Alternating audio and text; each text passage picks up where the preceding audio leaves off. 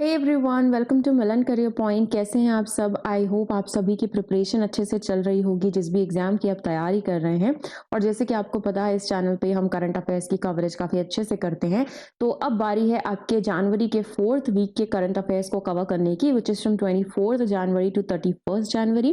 तो आज हम देखेंगे कि मोर और लेस आपके लिए यूपीएससी पर्सपेक्टिव से या जो दूसरे स्टेट पीएससीज होते हैं उस पर्सपेक्टिव से कौन कौन सी न्यूज़ अपडेट्स हैं जो आपके लिए इम्पॉर्टेंट रही हैं और जो आपको जानना चाहिए। तो सबसे पहले हमारे पास न्यूज़ आती है, एक पर्टिकुलर इनिशिएटिव है जिसको हम कहते हैं ट्रांजिशनिंग इंडस्ट्रियल क्लस्टर इनिशिएटिव।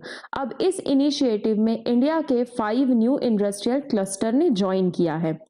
कौन कौन से क्लस्टर्स हैं? तो आपका गोपालपुर इंडस्ट्रियल पार्क है, काकीनाडा क्लस्टर है, उसके अलावा केरला ग्रीन हाइड्रोजन वैली है, मुंद्रा क्लस्टर है, मुंबई ग्रीन हाइड्रोजन क्लस्टर है। अब देखिए, इंडस्ट्रियल क्लस्टर्स क्या होते हैं? तो ज्योग्राफिकली कोई एक बड़ा सा कॉन्सेंट्रेटेड एरिया जहाँ पे बहुत सारी इंडस्ट्रीज लोकेटेड होती है। जैसे कि हमारे यहाँ पे कंट्री पे बहुत सारे इंडस्ट्रियल कॉरिडोर बने हुए हैं, बहुत सारे इंडस्ट्रियल क्लस्टर बने हुए हैं। अब ये जो क्लस्टर है किसी एक चीज के भी हो सकते हैं, लेट से कॉटन क्लस्टर है या समथिंग लाइक दैट। तो ज्योग्राफिकली किसी कंसंट्रेटेड एरिया में जब आपकी इंडस्ट्रीज बिल्कुल वहीं पे रहती हैं तो उसको हम इंडस्ट्रियल क्लस्टर बोलते हैं। Basically they are the hub areas for that particular product. तो आपकी जो वर्ल्ड इकोनॉमिक फोरम है वहां की एक रिपोर्ट रिलीज हुई थी जिसने ऐसा बताया था कि अगर हमें इकोनॉमिक ग्रोथ करना है या डिमांड को ऑप्टिमाइज करना है, हमारी जो इकोनॉमी की स्केल है उसको अगर स्टेबलाइज रखना है, तो ऐसे में इंडस्ट्रियल क्लस्टर्स काफ़ी इंपॉर्टेंट होते हैं। और आप देखेंगे तो हमारी सरकार इंडस्ट्रियल कॉरिडोर बिल्ड करने में, ऐसे जगह जगह पे इंडस्ट्रियल पार्क बिल्ड करने में भी काफ़ी फोकस कर रही है। अब इंडस्ट्रियल पार्क तो हमारे यहाँ पहले से हैं, पर मुद्दा ये है कि ये ट्रांजिशनिंग इंडस्ट्रियल क्लस्टर इनिशिएटिव क्या है। तो जो आपकी COP26 ग्लासगो में हुई थी ना 2021 में, UNFCCC की, उस समय वर्ल्ड इकोनॉमिक फोरम ने एक इनिशिएटिव लॉन्च किया था फर्स्ट टाइम, जिसका नाम है ट्रांजिशनिंग इंडस्ट्रियल क्लस्टर। देखिए, हमारी जो इंडस्ट्रीज हैं वो काफी सारा ग्रीन हाउस गैस एमिट करती है, क्योंकि शुरू से ट्रेडिशनली जिस मैकेनाइजेशन को हम फॉलो करते आ रहे हैं उसके हिसाब से ग्रीन हाउस गैस इमिशन होता आया है। तो अब हमारी कंसंट्रेशन क्या है कि भाई हमको पेरिस एग्रीमेंट के हिसाब से अपने टेम्परेचर कम रखने, हमें क्लाइमेट चेंज को हॉल्ट करना है। अगर ये करना है तो हमें इकोनॉमी को ग्रीन की तरफ लेके जाना होगा, ग्रीन इकोनॉमी ट्रांजिशन करना होगा, जैसे जस्ट ट्रांजिशन करना है, जो कि मैं आपको टॉपिक पढ़ा चुकी हूँ। तो इसी को करने के लिए वर्ल्ड इकोनॉमिक फोरम ने 16 कंट्रीज और 5 कॉन्टिनेंट के साथ मिलकर के ये पूरा इनिशिएटिव लॉन्च किया है। इसमें 33 क्लस्टर्स आते हैं और एक तरह से देखा जाए तो ये कंपनीज और पब्लिक इंस्टीट्यूशन का बहुत बड़ा कोएलिशन है, जिसमें ये जो कंपनीज हैं, ये जो क्लस्टर्स हैं, ये प्लेज कर रहे हैं कि वो अपनी जो पूरी मैकेनाइजेशन है उसको ट्रांसफॉर्म करेंगे और अपने ग्रीन हाउस गैस एमिशन को रिड्यूस करेंगे। साथ ही they will boost the economic growth and job creation.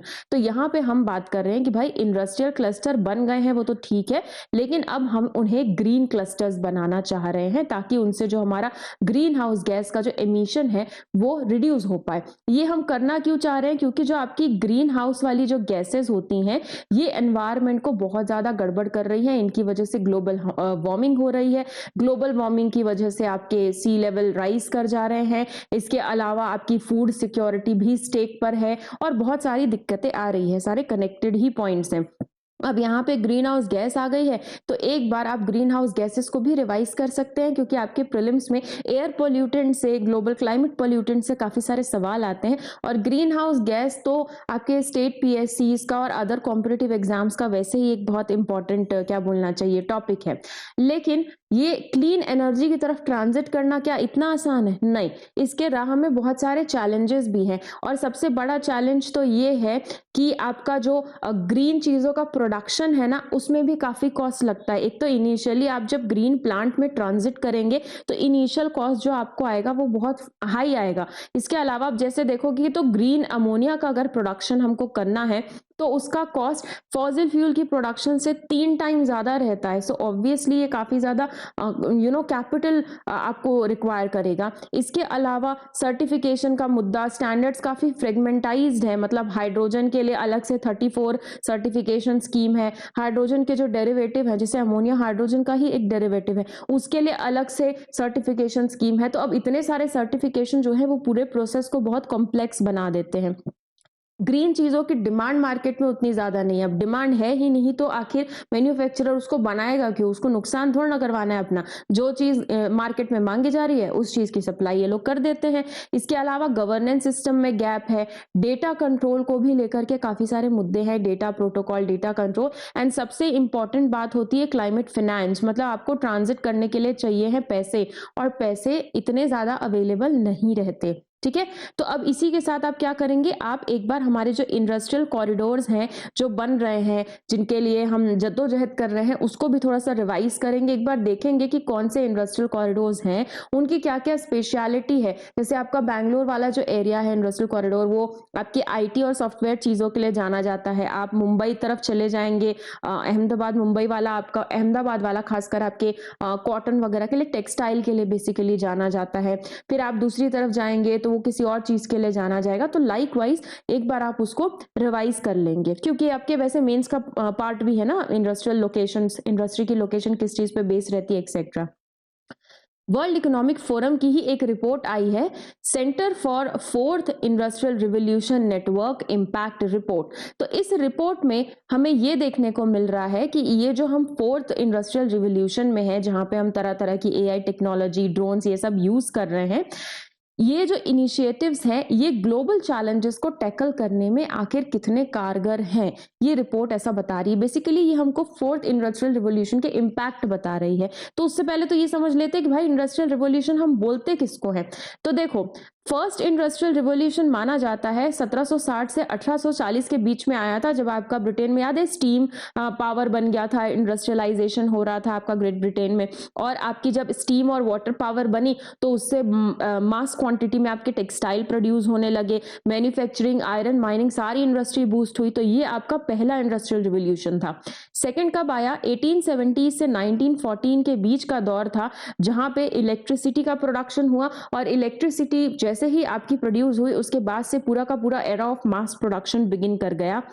वहां से फिर असेंबली लाइन क्रिएशन, ये सारी चालू हुई। देन 1950 से 2000 का जो दौर था, इसको हम थर्ड इंडस्ट्रियल रिवॉल्यूशन बोलते हैं। यहाँ पे एक्चुअली कंप्यूटर्स आ चुके थे, मतलब इलेक्ट्रॉनिक्स, कंप्यूटर, इंटरनेट आ चुका था, जिसकी वजह से आपका डिजिटल रिवॉल्यूशन आना बिगिन हुआ।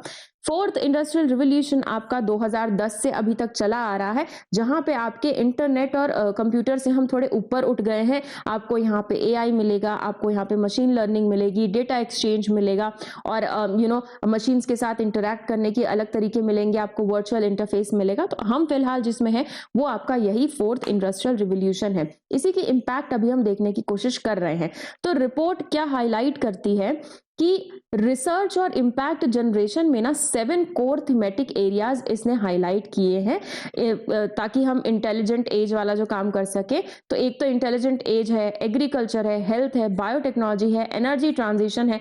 ऐसे कोर एरियाज है जहां पे आप ये रिसर्च कर सकते हैं कि आखिर हम फोर्थ इंडस्ट्रियल रिवॉल्यूशन की कौन कौन सी चीजों को यूज करके हमारे ये जो एरियाज हैं उन पे रिसर्च करके इनको बेटर बना सकते हैं, क्योंकि इम्पैक्ट पॉजिटिव भी होता है, नेगेटिव भी होता है। यहाँ पे मोर और लेस हम पॉजिटिव इम्पैक्ट की बात कर रहे हैं। अच्छा, तो ये जो आपका impact of fourth industrial revolution है, क्या क्या इम्पैक्ट हुआ? तो एक तो हमारी ट्रांसपोर्टेशन जो है इम्प्रूव हो गई है, जो पूरा का पूरा नेशनल ट्रांसपोर्ट सिस्टम है उसमें ट्रैफिक एक्सीडेंट्स कम हो गए हैं। सऊदी अरेबिया में पूरी ट्रांसपोर्ट एफिशिएंसी वाली जो इंडस्ट्री है वहां पे जॉब्स क्रिएट हुई हैं। इसके अलावा कुछ इनिशिएटिव्स भी लिए गए हैं प्रोटीन सोर्सेज खोजने के, नए नए प्रोटीन सोर्सेज। तो हमको अल्टरनेटिव प्रोटीन मिल गया है, जैसे फूड सिक्योरिटी जिससे बरकरार रहे।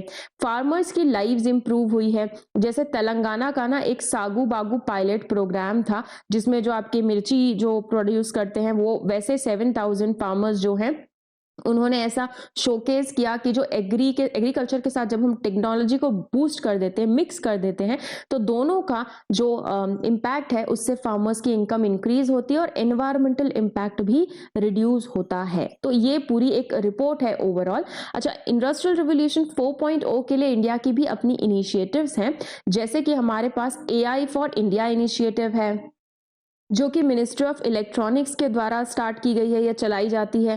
Then artificial intelligence for agricultural innovation है, जिसको हमने वर्ल्ड इकोनॉमिक फोरम के साथ में मिलकर के चालू किया है। इसके अलावा आपका national mission on interdisciplinary cyber physical system भी है, जो डिपार्टमेंट ऑफ साइंस टेक का है। तो इसमें जो इमर्जिंग एरियाज है वहां पे स्टार्टअप को, ह्यूमन रिसोर्स को, स्किल सेट को एनहांस करने के लिए ये जो आपकी पूरी स्कीम है ये चल रही है। तो ये आपका फोर्थ इंडस्ट्रियल रिवोल्यूशन है। उसी के साथ पूरा आप देख सकते हैं कि हम एआई वगैरह का, मशीन लर्निंग का, न्यू जो टेक्नोलॉजी आ रही है उसका किस किस सेक्टर में कैसे कैसे यूज कर सकते हैं। अच्छा, वर्ल्ड इकोनॉमिक फोरम का ही एक ग्लोबल प्लास्टिक एक्शन पार्टनरशिप है। तो इसमें 7 न्यू मेंबर्स की एंट्री हुई है, न्यू मेंबर्स ने ज्वाइन किया है। कौन से मेंबर्स हैं? Angola, Bangladesh, Gabon, Guatemala, Kenya, Senegal and Tanzania. अब यार देखो, प्लास्टिक पॉल्यूशन बहुत ज्यादा हो गया है, और इनफैक्ट जितना एयर पॉल्यूशन, वाटर पॉल्यूशन खतरनाक था, उतना ही आपका प्लास्टिक पॉल्यूशन भी खतरनाक है। प्लास्टिक पॉल्यूशन जब मैंने कई बार आपको कवर कराया तो बताया भी है, प्लास्टिक के जो कण होते हैं वो आपके बॉडी में भी घुस जाते हैं, बायो एक्यूमुलेट कर जाते हैं। उसके अलावा रिवर वगैरह में, वाटर बॉडीज में चले जाएं तो पूरी मरीन लाइफ को खराब कर देते हैं। जानवरों के अंदर चले जाएं तो उनकी भी हेल्थ प्रॉब्लम्स शुरू हो जाती हैं। तो और प्लास्टिक का यूसेज भी बढ़ गया है। आप अपने आसपास देखिए, आपको कोई ना कोई चीज प्लास्टिक की बनी हुई मिल जाएगी। यहाँ तक कि अब तो हम टेबल कुर्सी भी जो यूज कर रहे हैं वो सम और the other kind of plastic से ही बना हुआ है। आपके घरों में जो पीवीसी लगे हुए हैं, that is one of the kind of plastic, right? Polymer ही तो है पूरा का पूरा। पीवीसी आपका पॉलीविनाइल क्लोराइड वाला पॉलीमर है। तो अब देखो, ये जो आपका ग्लोबल प्लास्टिक एक्शन पार्टनरशिप है, ये 2018 में ना वर्ल्ड इकोनॉमिक फोरम की सस्टेनेबल डेवलपमेंट इंपैक्ट समिट के दौरान लॉन्च हुआ था। और ये एक तरह से सर्कुलर इकोनॉमी को एक्सेलरेट करने के लिए और फ्रेंड्स ऑफ ओशन एक्शन को एक्सेलरेट करने के लिए एक प्लास्टिक पिलर का काम करता है। इसमें फिलहाल 25 कंट्रीज मेंबर हैं, इंक्लूडिंग इंडिया। इंडिया से महाराष्ट्र स्टेट इसमें इंक्लूडेड है। इसका ऑब्जेक्टिव क्या है? तो ये दुनिया भर में जो प्लास्टिक पोल्यूशन का क्राइसिस आ रहा है उसकी तरफ रिस्पांस को और ज्यादा बढ़ावा देना, सर्कुलर प्लास्टिक इकोनॉमी को बूस्ट करना। सर्कुलर प्लास्टिक मतलब क्या? जहां पे हम रिसाइकल, रीयूज की बात करते हैं, दैट इज सर्कुलर। कि आपने एक चीज बेसिकली यूज की, फिर आप उसको जब डिस्पोज कर रहे हैं तो आप उसको यहाँ पे रिसाइकल करते हैं, फिर आप उसको रीयूज करते हैं, likewise the cycle goes on. अच्छा, इसमें की एक्टिविटीज क्या है? तो इसके अंतर्गत जो भी कंट्रीज हैं उनको हम नेशनल एक्शन रोड मैप बनाने के लिए और इन्वेस्टमेंट मोबिलाइजेशन के लिए हेल्प करते हैं, ताकि जो कंट्रीज हैं वो प्लास्टिक पोल्यूशन से लड़ पाए। अच्छा, अब इतना मुद्दा आ क्यों रहा है? क्या हम प्लास्टिक से जूझ नहीं पा रहे हैं? तो नहीं, ग्लोबल लेवल पे ही प्लास्टिक जो है क्राइसिस बना हुआ है। ग्लोबली सन 2000 से अगर देखें तो प्लास्टिक जो वेस्ट है वो डबल हो चुका है। ओईसीडी की एक रिपोर्ट आई थी, ग्लोबल प्लास्टिक आउटलुक रिपोर्ट 2022, उसने ये बताया था। इनफैक्ट 2024 में इंडिया जो है वर्ल्ड का लार्जेस्ट प्लास्टिक एमीटर कंट्री है। अच्छा, रिसाइकलिंग बहुत मुश्किल से है। जितना भी कचरा प्लास्टिक का हम फेंकते हैं उसमें से हार्डली 9% ही रिसाइकल होता है, 19% जो है वो इंसिनरेट होता है, 50% को खाली सीधे सीधे से हम सैनिटरी लैंडफिल में डाल देते हैं और फिर वहां से वो अलग तरीके का पॉल्यूशन क्रिएट करता है। प्लास्टिक वेस्ट से इम्पैक्ट क्या होगा? तो एनवायरनमेंट में तो होता है पूरा का पूरा जो बायोडाइवर्सिटी है आसपास का वो डिग्रेड होती है, which ultimately leads to climate change. आपका जो प्लास्टिक पोल्यूशन है इसी की वजह से नियरली बहुत type of green house gas का एमिशन भी होता है, स्पेशली मिथेन जो है काफी सारे प्लास्टिक से निकलता है। जब लैंडफिल में आप प्लास्टिक को डाल देते हो तो वहां से बहुत सारा मिथेन का एमिशन होता है। और मैं आपको पहले ही पढ़ा चुकी हूँ कि मिथेन जो है ये एक पोटेंट ग्रीन हाउस गैस है। इनफैक्ट इसकी लाइफ शॉर्ट है, लेकिन इसका जो ग्लोबल वार्मिंग पोटेंशियल है वो कार्बन डाइऑक्साइड से भी काफी ज्यादा है, काफी गर्म करता है। और इसी को हटाने के लिए ग्लोबल लेवल पे आपका ग्लोबल मिथेन प्लेज है और कंट्रीज अब मिथेन के इमिशन को भी कम करने पे काम कर रही हैं। अच्छा, हेल्थ पे भी इसका इंपैक्ट होता है, क्योंकि जो आपके प्लास्टिक्स हैं उसके छोटे छोटे कण जो है हमारी फूड चेन के थ्रू हमारी बॉडी में, एनिमल की बॉडी में एंटर कर जाते हैं। और आप सोचिए, अगर प्लास्टिक हमारी बॉडी में एंटर कर गया है तो वो ऑब्वियसली नेगेटिव इफेक्ट ही देगा। बहुत सारी ऐसी रिसर्चेस आ चुकी हैं जिसमें बताया गया है कि प्लास्टिक आपके लंग्स में पहुंच चुका है, आपकी किडनी में पहुंच चुका है, आपके इंटेस्टाइन में पहुंच चुका है, which is not really good. तो यहाँ पे आपको एक कॉन्सेप्ट दिखाई देता है, बायो एक्यूमुलेशन। पढ़ते हैं ना अपन बायो एक्यूमुलेशन, जब आप एनवायरमेंट बिगिन करते हो, बहुत सारी टर्मिनोलॉजी पढ़ते हो, उसमें बायो एक्यूमुलेशन भी पढ़ते हो। इकोनॉमी पे भी इसका असर होता है, क्योंकि जैसे अगर प्लास्टिक कचरा कहीं पे ज्यादा है, मान लीजिए गोवा की बीचेस हैं फॉर एग्जाम्पल, अब वो अपनी खूबसूरती के लिए जानी जाती है, टूरिस्ट वहां पे आते क्यों है, खूबसूरत जगह है, बीचेस उनको पसंद है तो वो जाते हैं। अब आप सोचिए, इमेजिन करिए उन बीचेस में, जैसे आपकी वहां पे जितनी कैलिंगुएट एक बहुत फेमस बीच है, आपकी बगोटर एक बहुत फेमस बीच है, मान लीजिए वहां पे अगर पूरा प्लास्टिक का कचरा जमा है, who would want to go there, nobody. तो टूरिज्म डिक्रीज होगा। इसके अलावा फिशर्स डिक्लाइन करेंगी। अगर आपके वो जो मरीन एरिया है, वाटर बॉडी है, वहां पे पूरा प्लास्टिक आ जाएगा, तो प्लास्टिक सनलाइट को पेनिट्रेट नहीं होने देगा, तो वहां पे जो मरीन फिशेज हैं उनकी लाइफ खतरे में पड़ जाएगी, उनका पूरा का पूरा रिप्रोडक्शन साइकिल, फूड चेन खराब होगा। अब उनकी अगर डेथ हुई तो इसका इंपैक्ट किसको होगा, फिशरमैन को होगा, क्योंकि उनकी लाइवलीहुड इंपैक्ट करेगी। एग्रीकल्चर में भी आपको इसका नुकसान देखने को मिलेगा। वाटर सेफ्टी का भी मुद्दा बन जाएगा, क्योंकि पानी भी फिर पोल्यूट होगा ना। इंडिया ने क्या इनिशिएटिव लिए हैं, तो हमारे पास 2016 का अपना प्लास्टिक वेस्ट मैनेजमेंट रूल है, जिसमें आपकी जो एक्सटेंडेड प्रोड्यूसर रिस्पॉन्सिबिलिटी वाला कॉन्सेप्ट है वो आता है कि भाई प्लास्टिक जिसने प्रोड्यूस किया है उसकी जिम्मेदारी है कि वो प्लास्टिक प्रोडक्ट्स को, मटेरियल को रिसाइकल भी करे। इसके अलावा आपका national circular economy road map भी है। It was launched in 2023 for in collaboration with Australia. Not only that, हमने सिंगल यूज प्लास्टिक को बैन भी कर दिया है, ये आपको पता होगा। तो अभी आप जैसे कभी दुकान में जाते हैं तो दुकान वाले भैया बोलते हैं ना कि नहीं अभी पॉलिथीन तो बैन है, मिल नहीं रहा है, वो वही है, सिंगल यूज प्लास्टिक को हमने बैन किया। ये भी एक उसी की तरफ का इनिशिएटिव है। इनफैक्ट जो आपका लाइफ वाला जो मिशन आया है, जो मोदी जी ने लॉन्च किया था, आपके लाइफ मिशन में भी इंडिविजुअल से ये आग्रह किया गया है कि भाई आप अपनी लाइफस्टाइल में चेंज लाओ। अगर अपनी लाइफस्टाइल में चेंज लाना है तो लेट्स से जैसे आज से हम एक प्रण लेते हैं कि भाई हम अपने घर में प्लास्टिक की चीजें कम से कम यूज करेंगे, तो ऐसे में आप देखेंगे आपके बहुत से डब्बे डुब्बे आपको मतलब डिस्पोज ऑफ करने पड़ेंगे। आप उसकी जगह कुछ और चीज लेकर के आओ, कहीं से पॉलिथीन खरीदने की बजाय जूट बैग्स लेकर के आओ। अगर आप किसी को पॉलिथीन ऐसे सड़क पे फेंकते देखते हो तो भाई उसको भी समझा लो कि ऐसे फेंको मत, उसको ठीक से डिस्पोज ऑफ करो। कहने का मतलब है ये जो आपकी लाइफ मिशन है वो भी इससे कहीं ना कहीं रिलेट करती है, ठीक है। अच्छा, अब ये प्लास्टिक पोल्यूशन के साथ आप बेसिक्स में बाकी जो पोल्यूशन है वो भी रिवाइज कर सकते हो, जैसे air pollution, air pollutants, water pollution, noise pollution. Noise pollution उतना इंपॉर्टेंट नहीं है, बट इफ क्वेश्चंस के हिसाब से हम माने तो air pollution, water pollution, plastic pollution, solid waste और आपका ये जो न्यूक्लियर पोल्यूशन है, ये सब थोड़े ज्यादा इंपॉर्टेंट होते हैं। यहाँ से क्वेश्चन काफी दफा बनते हैं। अच्छा, अब देखो हमारी एक इंडस वाटर ट्रीटी है, किसके साथ, पाकिस्तान के साथ, क्योंकि जो इंडस रिवर जो बहती है वो दोनों ही कंट्रीज में बहती है। अब कंट्रीज को तो आपने डिवाइड कर दिया, बाउंड्री बना दी, रिवर को थोड़ा ना बोलोगे कि मेरी इस कंट्री में बह जाए या उधर की कंट्री में, दैट्स नॉट पॉसिबल। तो अब दोनों के बीच में कुछ झगड़े चालू हुए थे, काफी पहले की बात है, अभी की बात नहीं है, 1950-60 के बीच की बात है, जब इंडिया और पाकिस्तान में इश्यूज होने लगे कि भाई ये पानी मेरा, ये पानी मेरा है। उसी को सॉल्व करने के लिए वर्ल्ड बैंक ने इनिशिएटिव लिया, वो हमारे बीच में मीडिएटर बन के आया और दोनों ही कंट्रीज के बीच में रिवर इंडस और उसकी ट्रिब्यूटरीज का वाटर डिस्ट्रीब्यूशन सॉर्ट आउट हुआ with a treaty called as Indus Water Treaty 1960। लेकिन ट्रिटी होने के बाद भी आज तक भी इसमें मुद्दे चल रहे हैं। क्यों? क्योंकि हम चिनाब में कुछ हाइड्रो इलेक्ट्रिक चीजें बनाते हैं तो पाकिस्तान को प्रॉब्लम हो जाती है, कभी हमने सतलज में कुछ बनाया तो पाकिस्तान को प्रॉब्लम हो गई। कहने का मतलब है कुछ ना कुछ मुद्दा हमारे बीच उठता है और अभी भी उठता आया है। तो ऐसे में हमको वर्ल्ड बैंक ने बोला कि भाई इस बार आप न्यूट्रल एक्सपर्ट का सहारा लीजिए, न्यूट्रल एक्सपर्ट की कॉम्पिटेंसी का सहारा लीजिए और अपने मैटर को सॉर्ट आउट कीजिए। समझते हैं। अब देखो इंडस रिवर की अगर मैं बात करूं तो यहाँ पे आपको पूरा इंडस रिवर सिस्टम देखने को मिलता है। ये इंडिया वाला साइड है, ये आपका पाकिस्तान वाला साइड है। अब रिवर तो इंडस यहाँ से जा जाके अल्टीमेटली पाकिस्तान में बहती है, उसकी बहुत सारी जो ट्रिब्यूटरी हैं वो हमारे यहाँ से जाके पाकिस्तान में जाती हैं।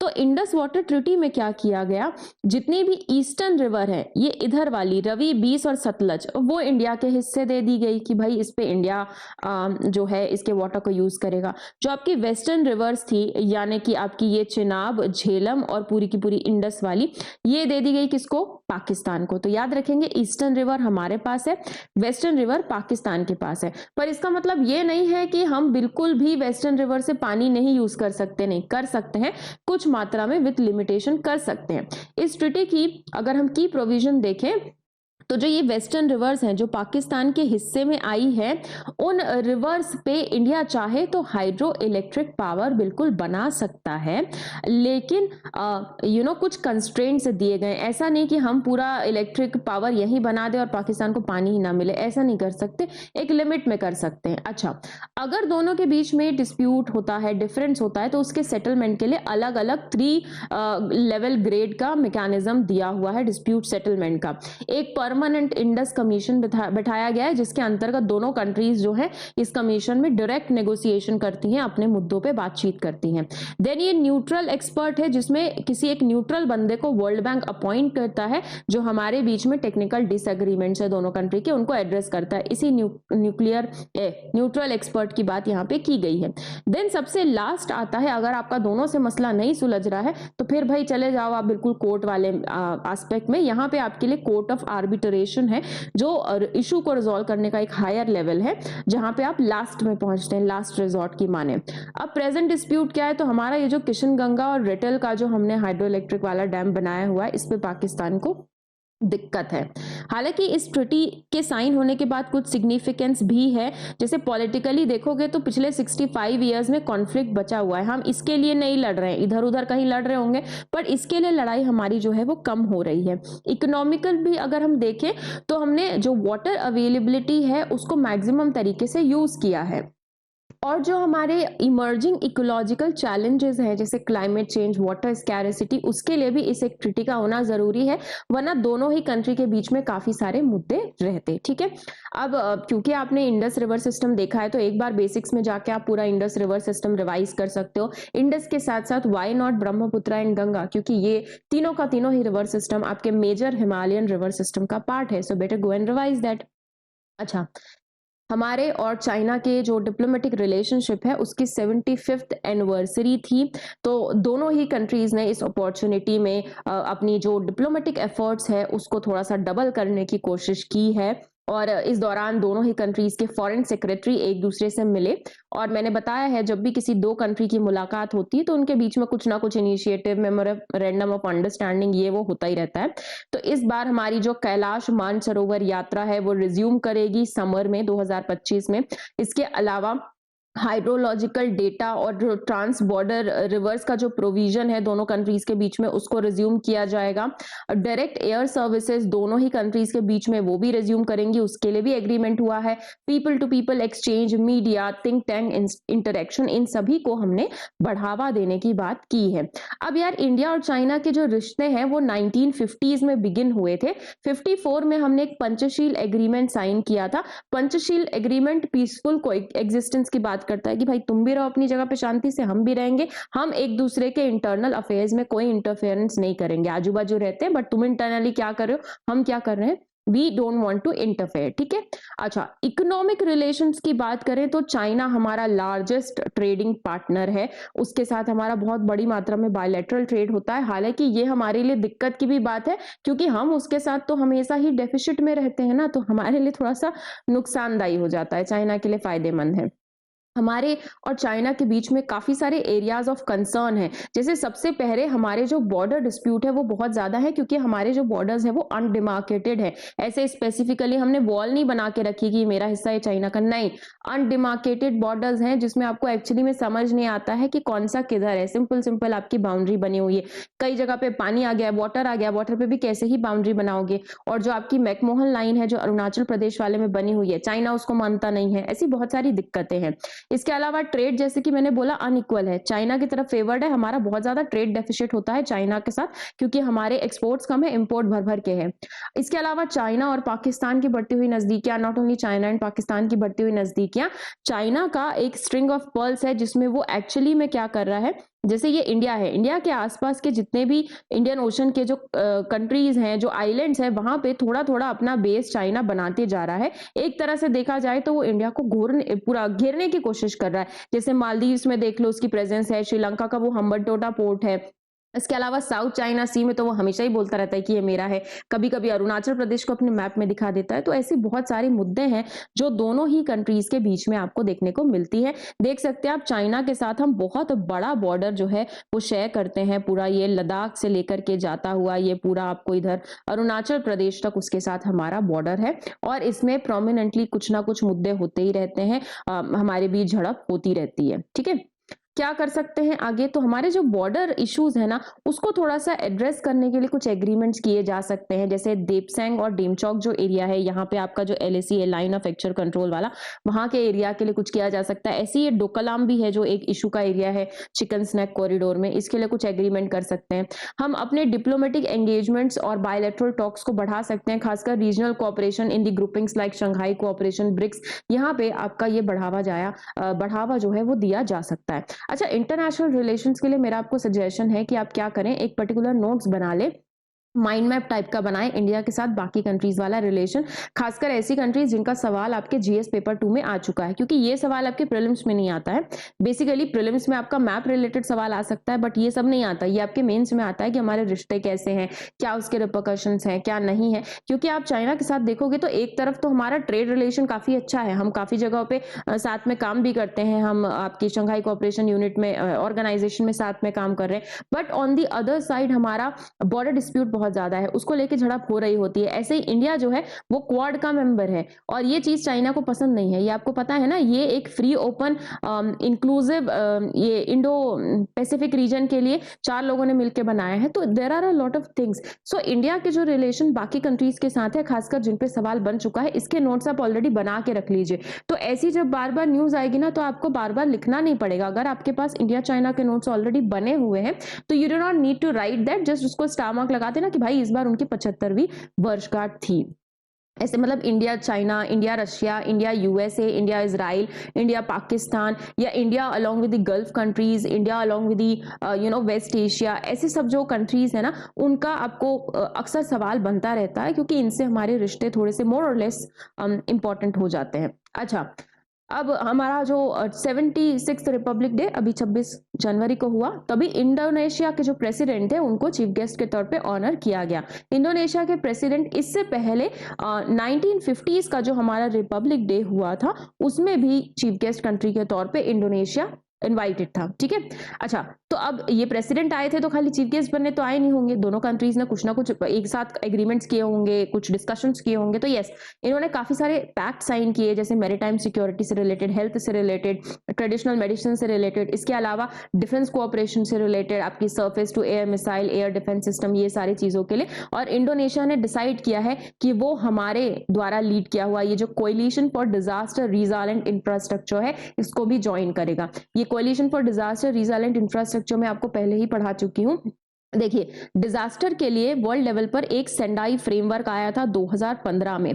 इसके बाद इसमें ऐसा पूरा आपके लिए टारगेट्स दिए गए थे कि भाई आपको डिजास्टर जो रिस्क होता है जिसकी वजह से पूरा इंफ्रास्ट्रक्चर वगैरह खराब होता है, उसके लिए ऐसी इंफ्रास्ट्रक्चर बनानी है जो डिजास्टर रिजाइलेंट हो, जो झेल पाए। अर्थक्वेक आ रहा है तो झेल पाए, ऐसा नहीं कि बिल्डिंग गिर जाए। अच्छा, इसके अलावा ये तो आपका ग्लोबल लेवल का था, जापान सेंडाई में लॉन्च हुआ। इंडिया ने खुद अपना coalition for disaster resilient infrastructure launch किया था, शायद 2019 में। एक बार देख लेना कब लॉन्च हुआ था, मुझे ईयर याद नहीं आ रहा, बट किया था।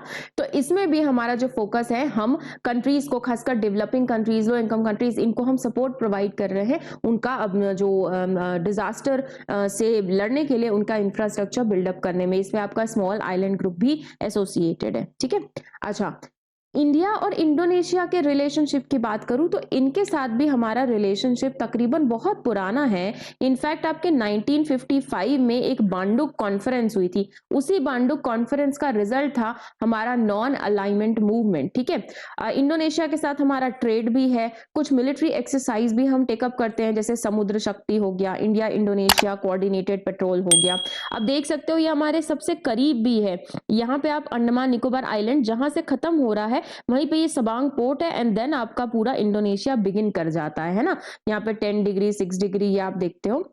तो ये हमारा सबसे करीब का पड़ोसी है। अब इंडोनेशिया हमारे लिए सिग्निफिकेंट क्यों है, हमारे लिए इंपॉर्टेंट क्यों है? क्योंकि एक तो ना ये हमारा काफ़ी इंपॉर्टेंट ट्रेडिंग पार्टनर है आसियान कंट्रीज़ में से। हम यहाँ से इंपोर्ट क्या-क्या करते हैं? तो coal, palm oil, rubber. Palm oil पे यूपीएससी सवाल पूछ चुका है प्रीलिम्स का। एक्सपोर्ट क्या करते हैं? तो रिफाइंड पेट्रोलियम, टेलीकॉम की इक्विपमेंट, एग्रीकल्चर प्रोडक्ट। इसके अलावा ये दोनों ही कंट्रीज़ बहुत सारी जो अदर रीजनल ग्रुपिंग्स है उसका पार्ट है, जैसे ब्रिक्स हो गए, G20 एक्सेट्रा। की लोकेशन आप देखो, इंडोनेशिया की लोकेशन काफ़ी जियो स्ट्रैटेजिक है, क्योंकि ये इंडिया और पैसिफिक के बीच का एरिया है। तो हमारी जो सागर इनिशिएटिव है उसके लिए भी इम्पोर्टेंट है। और ये जो सबांग पोर्ट है ना कहीं इसके थ्रू और मलक्का पोर्ट के थ्रू हम चाइना के जो एडवांसेस हैं इंडो पैसिफिक में उसको काउंटर बैलेंस कर सकते हैं। और दोनों ही कंट्री के बीच में कल्चरल सिग्निफिकेंस भी रहा है, पीपल टू पीपल एक्सचेंज भी एक्चुअली में रहा है।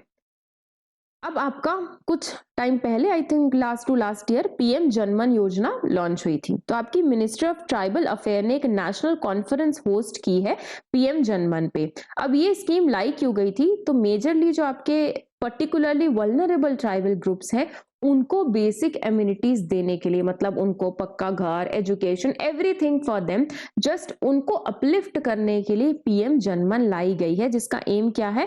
तो जितनी भी स्कीम्स चल रही हैं उनके इंप्लीमेंटेशन को एक्सेलरेट करना, स्पेशली ऐसे डिस्ट्रिक्ट, ऐसे रूरल एरियाज में जहां पे आपकी पीवीटीजीज रहती हों, जैसे बच्चों के लिए हॉस्टल बनाना, इनके लिए ड्रिंकिंग वाटर फैसिलिटी। तो एक्चुअली में ये कोई नई स्कीम नहीं है, बात बस इतनी है जैसे आपका वो पक्का मकान के लिए हाउसिंग की स्कीम चल रही है, आवास योजना है ना।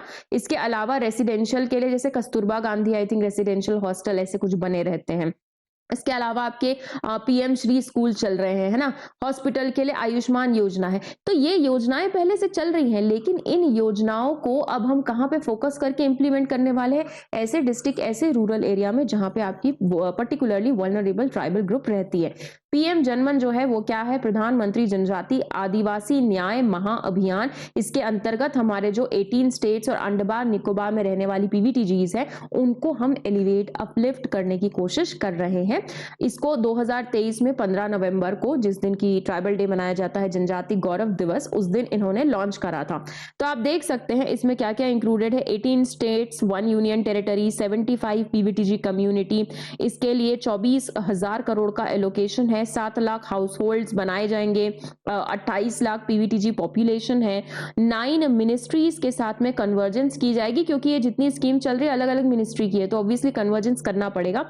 11 बेसिक एम्यूनिटीज इसमें हमने हाईलाइट करी हुई है। क्या क्या करेंगे हम इनके अपलिफ्टमेंट के लिए? तो भाई सबको पक्का घर देंगे, हर घर नल से जल वाले योजना से सबके पास टैप्ड वाटर पहुंचेगा, गांव-गांव तक सड़क पहुंचेगी, कनेक्टिविटी, हर घर बिजली सौभाग्य योजना है आपकी। शिक्षा के लिए हॉस्टल बनाए जाएंगे, Kaushal Vikas for the skill development of PVTGs, दूर दराज गांव तक मोबाइल मेडिकल यूनिट पहुंचाई जाएगी उनके हेल्थ के लिए, सबको पोषण तो माल न्यूट्रिशन से लड़ने के लिए, उन्नत आजीविका लाइवलीहुड बेटरमेंट के लिए, दूर दराज गांव तक मोबाइल नेटवर्क भी पहुंचाया जाएगा। सो ओवरऑल ये उनके अपलिफ्टमेंट, ओवरऑल अपलिफ्टमेंट की बात करता है। अब पीवीटीजे क्या है भाई? तो देखो हमारी कंट्री में बहुत सारे ट्राइबल ग्रुप्स हैं। वैसे भी ट्राइबल ग्रुप्स थोड़े से पिछड़े हुए हैं because of their geographically isolated land जहाँ पे वो रहते हैं, एंड एजुकेशन अभी भी उनमें कम है, उनकी इकोनॉमिक एक्टिविटीज अभी भी वही शिफ्टिंग, कल्टिवेशन, हंटिंग है, बहुत ज्यादा नहीं अपलिफ्ट कर पाए हैं। लेकिन उन ट्राइबल ग्रुप्स के अंदर भी कुछ ऐसे ट्राइबल ग्रुप्स हैं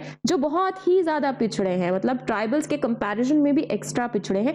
ऐसे को हम कहते हैं पर्टिकुलरली वल्नरेबल ट्राइबल ग्रुप्स। तो बेसिकली वो ट्राइबल्स कम्युनिटी के अंतर्गत भी सबसे ज्यादा जो मार्जिनलाइज्ड एंड वल्नरेबल सेक्शन है वो कहलाते हैं। 75 ऐसे आइडेंटिफाइड पीवीटीजी है जो 18 स्टेट्स और ऑफ कोर्स एक आपके अंडमान यूनियन टेरिटरी में रहते हैं, अंडमान निकोबार। 18 स्टेट्स में भी सबसे ज्यादा आई थिंक पीवीटीजी आपके ओडिशा में मिलते हैं। अब हुआ क्या था, एक कमीशन बैठा था जिसका नाम है देबर कमीशन। देबर कमीशन ने अपनी रिपोर्ट सबमिट की और उस रिपोर्ट में इन्होंने पीवीटीजीज के लिए क्राइटेरिया बताए थे कि on what basis basis are we going to recognize that okay, this particular tribal group is particularly vulnerable? तो there are 4 criteria. First, या तो उनका जो current level of agriculture है वो बहुत ही पुराना है, वो ऐसा कोई नया नहीं कर रहे, वही पुराना वाला shifting cultivation या traditional method use कर रहे हैं. Secondly, उनमें literacy का level काफी ज्यादा low है. Economically they are very much backward and उनकी population या तो declining है या तो फिर stagnant है, कुछ बढ़ रही नहीं है. इस 4 क्राइटेरिया के बेसिस पे क्या किया जाता है, पीवीटीजीज को रिकॉग्नाइज किया जाता है. पीवीटीजीज क्या चैलेंजेस फेस कर रहे हैं, तो यार बहुत सारी चैलेंजेस फेस कर रहे हैं. उनको एजुकेशन की सुविधाएं नहीं मिल पाती, उनका लाइवलीहुड इनकम बहुत कम है, उन तक मेडिकल फैसिलिटीज नहीं पहुंच पाती, तो बहुत सारे उनको हेल्थ इश्यूज होते हैं. स्ट्रक्चरली उनके साथ डिस्क्रिमिनेशन काफी ज्यादा होता है, जिससे कि वो आगे बढ़ नहीं पाते. और ट्राइबल्स यूजुअली फॉरेस्ट एरिया में रहते हैं. अब आजकल आप देखेंगे तो कहीं पे हम डैम बना रहे हैं, कहीं पे कोई इंडस्ट्री लगा रहे हैं, तो ऐसे सब में क्या हो जा रहा है, उनको हम उनके लैंड से ही भगा दे रहे हैं. तो they are being displaced from their own place. No land alienation जो उनके लिए अपने आप में, एक तो ब्रिटिशर्स आए थे तभी भी उन्होंने ऐसे ही किया था ट्राइबल्स के साथ, और अभी भी वो चीजें खत्म नहीं हुई हैं. तो अब ये तो पूरा वाला मुद्दा हो गया. नीति आयोग ने ना एक रिपोर्ट लॉन्च की है, और ये रिपोर्ट पहली दफा लॉन्च हुई है, तो ये थोड़ी सी इंपॉर्टेंट हो जाती है. तो हमारी 16th फाइनेंस कमीशन ने इसका इनॉग्रेल इशू क्या है, लॉन्च किया है. नाम है इसका fiscal health index 2025. Fiscal health index में हम करना क्या चाह रहे हैं, हमारी जो स्टेट्स हैं उनका बजट आता है, जैसे नेशनल लेवल में बजट आता है, स्टेट का भी बजट आता है. Certain way of revenue state है और उनका सर्टन एक्सपेंडिचर होता है. तो बेसिकली जो स्टेट्स हैं वो अपने रेवेन्यू और एक्सपेंडिचर को मैनेज कैसे करते हैं, और स्टेट्स की फिस्कल कंडीशन कैसी है, फाइनेंशियल कंडीशन कैसी है, उसी को हम इस इंडेक्स में चेक कर रहे हैं. मैंने आपको पढ़ाया है इस पूरे साल भर स्टेट्स की फिस्कल हेल्थ काफी ज्यादा न्यूज में रही, और हम इसको 2-3 बार कवर कर भी चुके हैं. अब ये रिपोर्ट्स की अगर माने ना, तो नेशनल प्रोग्रेस के लिए जरूरी है कि जो स्टेट्स हैं वो अपनी पब्लिक स्पेंडिंग का 2/3 और रेवेन्यू का जो 1/3 है वो उसको ढंग से मेंटेन करें, और साथ ही वो की डेवलपमेंट और इंफ्रास्ट्रक्चर रोल में फोकस करें. अब देखिए, पब्लिक स्पेंडिंग मतलब यहाँ पे हम कैपिटल एक्सपेंडिचर की बात कर रहे हैं. अगर कैपिटल एक्सपेंडिचर में बोलो तो ऐसा एक्सपेंडिचर होता है जो बड़ा बड़ा सरकार करती है ना, जैसे रोड बनाने पे कर रही है, हॉस्पिटल बनाने पे कर रही है, आपके कहीं पे स्कूल बनाने पे कर रही है. ये सारे कैपिटल एक्सपेंडिचर है, क्योंकि इससे हमारे एसेट क्रिएट हो रहे हैं. हाँ, खर्चा हो रहा है, हम मानते हैं, but it is for the betterment of the public. तो हमारे से टैक्स लेकर के हमारे ही उद्धार के लिए कुछ तो भी किया जा रहा है. अच्छा, अब ये जो रिपोर्ट आई है उसकी की फाइंडिंग्स क्या है, तो टॉप परफॉर्मिंग स्टेट्स में उड़ीसा एकदम एक्सेल करता है. इसका ओवरऑल जो इंडेक्स है काफी हाईएस्ट है. ये डेट इंडेक्स में भी टॉप करता है, डेट सस्टेनेबिलिटी रैंकिंग में भी टॉप करता है. एस्पिरेशनल स्टेट्स की बात करें तो ये वो स्टेट्स हैं जहां पे थोड़े से फिस्कल चैलेंजेस हैं, इनकी एक्सपेंडिचर लो क्वालिटी की है, और इसके अलावा इनके जो रेवेन्यू है वो बहुत ज्यादा ये लोग टेकअप नहीं कर पा रहे हैं. रेवेन्यू मोबिलाइजेशन के मामले में गोवा, तेलंगाना और ओडिशा लीड करता है. मतलब कितनी रेवेन्यू ये जनरेट कर पा रहे हैं, और जनरेट करने के साथ उसको कितना हद तक सही तरीके से लगा पा रहे हैं.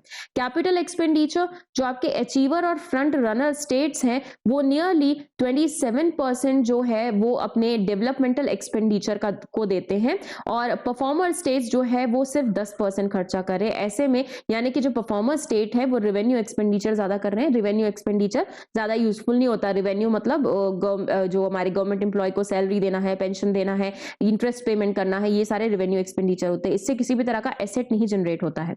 डेट सस्टेनेबिलिटी की अगर हम बात करें तो वेस्ट बंगाल, पंजाब जो है, इनके जो डेट बर्डन है, मतलब उधारी जो है वो बढ़ती चली जा रही है, जो एक कंसर्न क्रिएट कर दे रहा है कि भाई इतने उधार लोगे तो कल को चुकाओगे कैसे.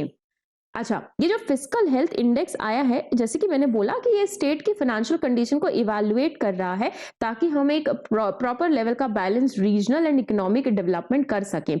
इसमें फिलहाल 18 मेजर स्टेट्स को असेस किया गया इस वाले पर्टिकुलर उसमें. इसके कुछ इंडाइसेस थे. अब यार इंडेक्स है तो कुछ तो कंपोनेंट होंगे ना जिसके बेसिस पे मेजर किया जाएगा. तो एक तो है क्वालिटी ऑफ एक्सपेंडिचर, कि कितना कैपिटल एक्सपेंडिचर कर रहे हो, और कैपिटल एक्सपेंडिचर में से भी तुम्हारा डेवलपमेंटल एक्सपेंडिचर कितना है, मतलब एसेट डेवलपमेंट में कितना कर रहे हो as compare to whatever the GSDP of that state. Revenue mobilisation मतलब स्टेट की खुद की रेवेन्यू कितनी है, और वो जो रेवेन्यू है वो टोटल एक्सपेंडिचर्स में से खुद की रेवेन्यू कितना खर्चा कर रहा है. फिस्कल प्रूडेंस मतलब ग्रॉस फिस्कल डेफिसिट किसी स्टेट का या रेवेन्यू डेफिसिट कैसा है। डेट इंडेक्स की बात करें तो जो भी स्टेट है उसकी इंटरेस्ट पेमेंट या फिर रेवेन्यू रिसीट कितनी है, या फिलहाल आउटस्टैंडिंग लाइबिलिटी जितना उसको पे करना है किसी और को वो कितना है। डेट सस्टेनेबिलिटी मतलब जो आपके जीएसडीपी की जो ग्रोथ रेट है और इंटरेस्ट पेमेंट की जो ग्रोथ रेट है, दोनों को आप सब्सट्रैक्ट करो तो डेट सस्टेनेबिलिटी निकल के आता है। ये सारा आपके बजट वाला सीन है। आप जब बजट पढ़ते हो या सरकार की जब फिस्कल पॉलिसी पढ़ते हो तो उसमें ये आपके सारे टर्मिनोलॉजीज आते हैं। आई एम श्योर ये आपको क्लियर होंगे। अच्छा, ये जो इंडेक्स है इसकी सिग्निफिकेंस क्या है, तो ऑब्वियसली इससे हमें स्टेट्स की फाइनेंशियल हेल्थ पता चलेगी। अब पता चलेगी तो उसके लूप होल्स भी पता चलेंगे। अगर हमें लूप होल्स पता चलेंगे तो हम बेहतर तरीके से उनको सोल्यूशन प्रोवाइड कर पाएंगे ताकि वो अपनी जो फिस्कल हेल्थ है उसको सुधार सके, रिसोर्स को मैनेज कर सके। इसके अलावा जो हमारा विजन है विकसित भारत एट 2047, इसको मतलब अचीव करने के लिए हमें स्टेट्स का साथ बहुत जरूरी है। जब तक वो नहीं होगा there is nothing that can happen, right. ये आपको समझ में तो आ गया ना। अब आप देख सकते हो स्टेट की कैटेगरी में अचीवर ऐसे लोग हैं जिनको 50 से ज्यादा मार्क्स मिले हैं, जिसमें ओडिशा, छत्तीसगढ़, गोवा, झारखंड, गुजरात है। फ्रंट रनर में 40 से 50 के बीच वाले स्कोर है, जिसमें महाराष्ट्र, उत्तर प्रदेश, तेलंगाना, मध्य प्रदेश, कर्नाटका है। परफॉर्मर आपके पास 25 से 40 मार्क्स वाले हैं जिसकी मॉडरेट फाइनेंशियल हेल्थ है, तमिलनाडु, राजस्थान, बिहार, हरियाणा। एस्पिरेशनल यानी बिल्कुल ही खतरनाक वाली है, 25 से कम की इनकी स्कोर है और इनको बहुत ज्यादा अपनी फाइनेंसेस को इंप्रूव करने की जरूरत है। और ये स्टेट्स आपके केरला, वेस्ट बंगाल, आंध्र प्रदेश एंड पंजाब है। तो ये पूरा एक, क्योंकि नया लॉन्च हुआ है तो ये प्रीलिम्स के लिए भी इंपॉर्टेंट है बेटा, और ये आपके मेंस के लिए भी इंपॉर्टेंट है। इनफैक्ट स्टेट्स की जो फिस्कल हेल्थ है वो कहीं ना कहीं आपके मेंस के पेपर के लिए वैसे भी इंपॉर्टेंट है, क्योंकि इस बार साल भर तो वो चीज न्यूज में रही है। अब देखिए ये जो नेक्स्ट है, इंडिया जल्द ही अपना first human under water submersible जो डीप सी मैन्ड व्हीकल है वो लॉन्च करने वाला है। अब देखिए क्या है, अभी तक हम जमीन में पूरे मिनरल्स खोज रहे थे, लेकिन अब हमको पता चला कि भाई आपके जो समुद्र है उसके डेप्थ में भी आपको काफी सारे वैल्यूएबल मिनरल्स मिल सकते हैं, मोर और लेस, जिनको आप पॉलीमेटेलिक नोड्यूल्स बोलते हो। ये ऐसे मिनरल्स होते हैं जो ओशन के फ्लो पे पाए जाते हैं और नॉर्मली आयरन, मैग्नीज के बने आपके पॉलीमेटेलिक नोड्यूल्स होते हैं, तो इसमें काफी वैल्यूएबल मेटल्स आपको मिल सकते हैं। तो हमारा एक पर्टिकुलर मिशन है जिसका नाम है deep ocean mission. Deep ocean mission या फिर मत्स्य 500 भी शायद इसको बोलते हैं। इसके अंतर्गत हम क्या करेंगे, हम इंसानों को 500 मीटर की डेप्थ में अंदर भेजेंगे ओशन में, और वहां से we are going to extract the mineral. ठीक है। अच्छा, अर्लियर हमने ऑलरेडी अपना फर्स्ट यूनिक जो मैंड ओशन मिशन समुद्रयान है वो चेन्नई में लॉन्च भी किया था डीप ओशन एक्सप्लोरेशन के लिए। तो अब बेसिकली हम ओशन को एक्सप्लोर करने की कोशिश कर रहे हैं। आपका जो डीप ओशन मिशन है 2021 में 5 साल के लिए मिनिस्ट्री ऑफ अर्थ साइंसेज ने लॉन्च किया था, और जो आपका prime minister science, technology and innovation advisory council के 9 मिशन चल रहे हैं ना, उसके अंतर्गत ये एक मिशन है। एम क्या है इसका, तो हमारी जो मरीन बायोडाइवर्सिटी है अभी तक जिसको हमने एक्सप्लोर नहीं किया है, मतलब पानी के नीचे वाली जो दुनिया जहां पे क्रिटिकल मिनरल्स, आपको रेयर मेटल्स, पॉलीमेटेलिक नोड्यूल, ये सारी जो मिल सकती उनकी रिसोर्सेज को एक्सप्लोर करना। आप देख सकते हैं, अगर इसमें दिख पा रहा होगा, पीडीएफ मिलेगी तो देख लेना। ये पानी के अंदर लोग जो गोताखोर भी नहीं है, बेसिकली जो इसमें एक्सपर्ट्स हैं वो घुस रहे हैं, टॉर्च देख देख के लेके ये लोग किसी तरह से लेके आएंगे। इसकी पीडीएफ बेटा आपको टेलीग्राम चैनल पे मिलती है। वैसे मैं पिछली वीक की डाल नहीं पाई हूँ, बट मैं 2-3 दिनों में सारी एक साथ डाल दूंगी। टेलीग्राम चैनल का लिंक आपको ऑब्वियसली डिस्क्रिप्शन में मिल जाएगा, क्योंकि बहुत बच्चे पीडीएफ के लिए परेशान रहते हैं। अच्छा, इसके अलावा इस मिशन के कुछ की पिलर्स हैं कि आपकी जो डीप सी माइनिंग है या जो मैन सबमर्सिबल वाली चीजें हैं उसके लिए टेक्नोलॉजी डेवलप करना, क्योंकि आप किसी भी इंसान को ऐसे ही तो नहीं पानी में छोड़ दोगे ना, कुछ टेक्नोलॉजी बिल्ड करोगे। तो हम टेक्नोलॉजी बना रहे हैं जिसके थ्रू हम 3 लोगों को कम से कम 6000 मीटर की डेप्थ में अंदर भेज सकें। ठीक है। अच्छा, इसमें हमारे जो ये टेक्नोलॉजी जो हम बनाएंगे, जिस भी चीज के थ्रू हम भेजेंगे उसमें सेंसर्स लगे होंगे और उसमें ऐसे टूल्स लगे होंगे जिनके थ्रू हम पॉलीमेटेलिक नोड्यूल्स को माइन कर पाएंगे। Then ocean climate advisory service का भी डेवलपमेंट किया जा रहा है, ताकि हम पूरे ओशन को ऑब्जर्व कर सके, ओशन का एक पूरा मॉडल बना सके और उसके बेसिस पे आगे डिसीजंस ले सके। एक्सप्लोरेशन और conservation of deep sea biodiversity के लिए टेक्नोलॉजिकल इनोवेशन करना भी एक पिलर है। इसके अलावा जो आपके हाइड्रोथर्मल सल्फाइड मिनरलाइजेशन रहता है उसकी साइट्स को आइडेंटिफाई करना बहुत जरूरी है। ऐसा थोड़ी कि ओशन में घुस के कहीं पे भी खोदने लग जाओगे, यू कांट डू दैट। पहले साइट्स पता होनी चाहिए कि कहाँ पे प्रोबेबिलिटी है एक पर्टिकुलर आपके मॉड्यूल की, मेटल के मिलने की। ओशन से हम एनर्जी और फ्रेश वाटर को भी हार्नेस कर सकते हैं, तो वो भी एक पिलर है। एंड इसके अलावा ओशन बायोलॉजी और ब्लू बायोटेक्नोलॉजी में और नई अपॉर्चुनिटीज खोजने के लिए हम एक advance marine station for ocean biology भी एस्टैब्लिश करने वाले हैं। अब देखो, ये इंडिया का पूरा डीप ओशन मिशन की जानकारी है, मत्स्य 6000 यही वाला है जिसकी मैं बात कर रही थी, जिसके अंतर्गत ना ये पूरा ऐसे कि व्हीकल जैसा अंदर भेजेंगे, इसमें कुछ ह्यूमंस भी रहेंगे और इसमें आपके वो क्या कहते हैं टूल्स लगे रहेंगे जिसके थ्रू आप क्या करने वाले हो, अर्थ से माइनिंग करने वाले हो। इसमें ना कुछ कंट्रीज ऑलरेडी हैं जिनके पास ये डीप वाटर सबमर्सिबल्स प्रेजेंट है, जैसे यूएसए है, फ्रांस है, जापान है, रशिया है, चाइना है, ऑस्ट्रेलिया है। तो हम भी अपनी पूरी कोशिश कर रहे हैं कि भाई हमारी इतनी बड़ी एक्सक्लूसिव इकोनॉमिक जोन है, इतना मैरी टाइम बाउंड्री है, तो we can also explore some this kind of thing in our own area. अच्छा, इसरो ने श्री हरिकोटा से अपना 100th लॉन्च किया, which is obviously very important. ISRO काफी अच्छे अच्छे काम कर रहा है पिछले कुछ दिनों में। तो इसरो ने आपकी जो NVS-02 है, बेसिकली जो नाविक कॉन्स्टिलेशन वाली सैटेलाइट है, इसको जियो सिंक्रोनस ट्रांसफर ऑर्बिट में प्लेस किया है using GSLV F-15 from Satish Dhawan space centre Shri Harikota. अब ये जो आपका GSLV है, ये एक 3 स्टेज लॉन्च व्हीकल है, यानी फर्स्ट स्टेज इसकी सॉलिड स्टेज है। मैंने आपको अभी जो इससे पहले वाला वीक है उसमें हमने आपके लॉन्च व्हीकल्स, उसमें विकास इंजन कवर किया था, तो मैंने आपको बताया था फर्स्ट स्टेज में आपका लिक्विड वाला है, फर्स्ट स्टेज सॉलिड है, सेकंड स्टेज आपकी लिक्विड है, और थर्ड स्टेज में आपका क्रायोजेनिक इंजन यूज होता है, यानी कि बहुत ही लो टेम्परेचर का हम इसमें फ्यूल और ऑक्सीडाइजर यूज करते हैं। और ये जो NVS-2 है आपकी, ये NVS सीरीज यानी जो हमारी नाविक है इंडियन कॉन्स्टलेशन की जो सेकंड सैटेलाइट है, ये वो है, ठीक है। अच्छा, नाविक की बात करोगे तो जैसे अभी आप गूगल इतना जीपीएस करते हो, वो क्या है, जीपीएस एक तरह के आपकी नेविगेशन सैटेलाइट है, हमारी नहीं है, वो यूएसए की है जो इतने यूज करते हैं, तो हम अपना बनाना चाह रहे हैं इंडिया की क्या है, नाविक है। ये एक रीजनल नेविगेशन सैटेलाइट सिस्टम है जिसको पहले इंडियन रीजनल नेविगेशन सिस्टम भी बोला जाता था, जिसे इसरो ने लॉन्च किया है। अब ये जो नाविक है ना, इसमें हमने 7 सैटेलाइट्स को डिजाइन किया है, कॉन्स्टलेशन की तरह वो बनेंगी, और उसमें से जो 3 सैटेलाइट्स है इनको हम जियो स्टेशनरी ऑर्बिट में प्लेस करेंगे, 4 सैटेलाइट्स को आप जियो सिंक्रोनस ऑर्बिट में प्लेस करेंगे। जियो सिंक्रोनस वाला जो है वो काफी ऊपर होता है, और जियो स्टेशनरी में आपका जो अर्थ की इंक्लाइनेशन है उसी में आपकी ऑर्बिट, उसी ऑर्बिट में आपका जो सैटेलाइट है वो फिक्स किया जाता है, तो ऐसा लगता है कि वो उसी जगह पे फिक्स्ड है जहां पे अर्थ रोटेट कर रही है। नाविक सीरीज में आपका स्टैंडर्ड पोजीशन सर्विस भी है फॉर सिविलियन यूजर्स, और स्ट्रेटेजिक यूजर्स के लिए रेस्ट्रिक्टिव सर्विस टाइप की 2 टाइप की सर्विसेज देती हैं। कवरेज एरिया में इसमें इंडिया और इंडिया के अलावा जो 1500 किलोमीटर तक का और भी एरिया है वो इसमें कवर हो जाता है, ठीक है। अच्छा, एक्यूरेसी की बात करें तो हमारा जो एक्यूरेसी है, it is better than 20 metres, and timing accuracy better than 40 nanosecond. NavIC जो है वो दूसरे ग्लोबल नेविगेशन सैटेलाइट के साथ भी इंटरऑपरेबल है, जैसे जीपीएस जो यूएसए का है, ग्लोनस जो रशिया का है, गलीलियो जो आपके यूरोपियन यूनियन का है, और बिडू जो आपके चाइना का है, ठीक है।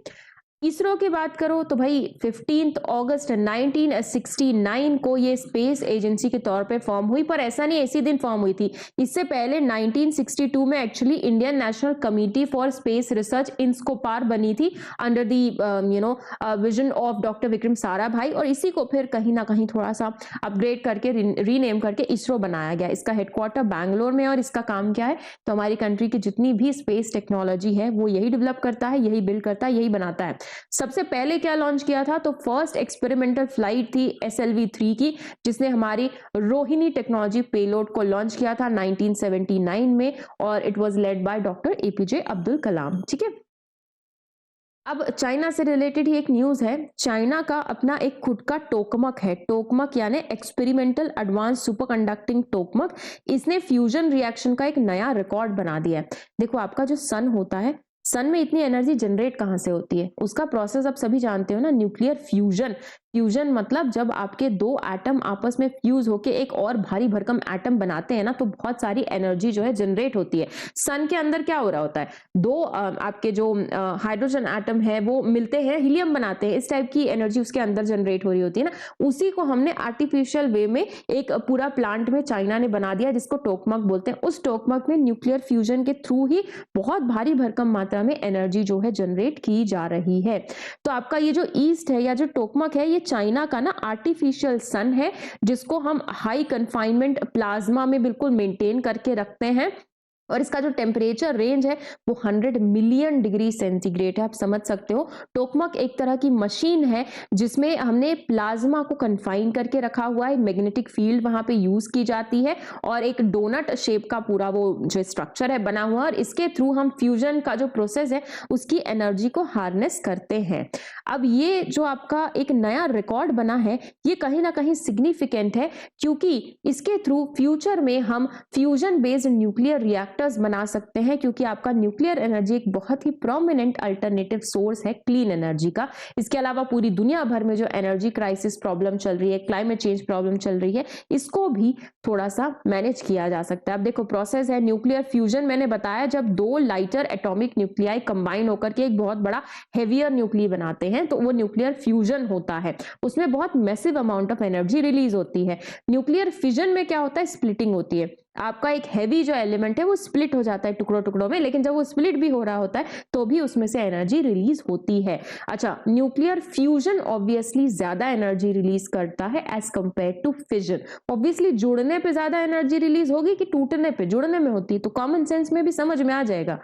न्यूक्लियर फ्यूजन के एडवांटेज क्या है, तो एनर्जी सबसे पहले बहुत ज्यादा जनरेट होती है, बहुत high amount of energy you can generate. इसके अलावा ये जो पूरा प्रोसेस है, इसमें आपको बहुत ही अफोर्डेबल फ्यूल और एबंडेंट मात्रा में जो अवेलेबल फ्यूल है वो यूज करने होते हैं। जैसे आपका हाइड्रोजन यूज कर सकते हो, लिथियम यूज कर सकते हो, ड्यूटेरियम जो हाइड्रोजन का ही एक डेरिवेटिव है उसको यूज कर सकते हो।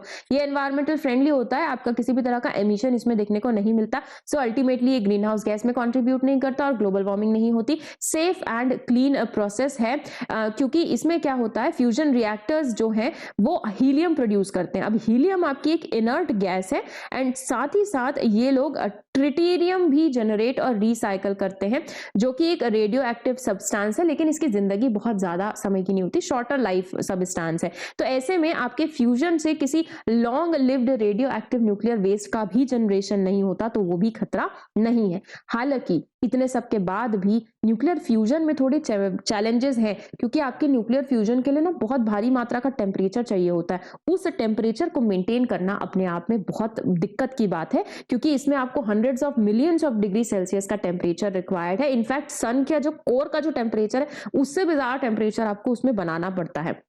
प्लाज्मा कंटेनमेंट की अगर हम बात करें, तो इतने हाई टेम्परेचर में आपके जो मैटर्स हैं वो सिर्फ प्लाज्मा स्टेट में ही एग्जिस्ट करेंगे। तो एटम्स क्या होते हैं, पॉजिटिवली स्प्लिट हो जाते हैं, पॉजिटिव और नेगेटिव चार्ज इसमें। तो इसकी वजह से आपके जो प्लाज्मा है वो थोड़े से स्टेबल रहते हैं। अच्छा, मैग्नेटिक कन्फाइनमेंट, अब प्लाज्मा को सस्पेंड करके रखना पड़ता है एक पर्टिकुलर स्पेस पे स्ट्रॉन्ग मैग्नेटिक फील्ड को यूज करके, नहीं तो फिर आपकी प्लाज्मा जो है रिएक्टर वॉल्स के साथ में कोलाइड करेगी और अलग दिक्कत क्रिएट कर देगी।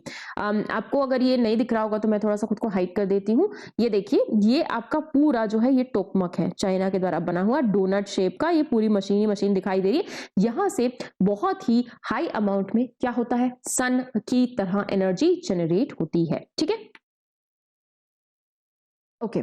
सो नेक्स्ट वी हैव एक नई स्टडी हुई जिसने बोला कि भाई जो आयरन एज थी ना इंडिया में, वो तो 4th मिलेनियम बीसी में ही शुरू हो गई थी। तुम जो पहले का मान रहे हो वो गलत है, छोड़ दो उसको।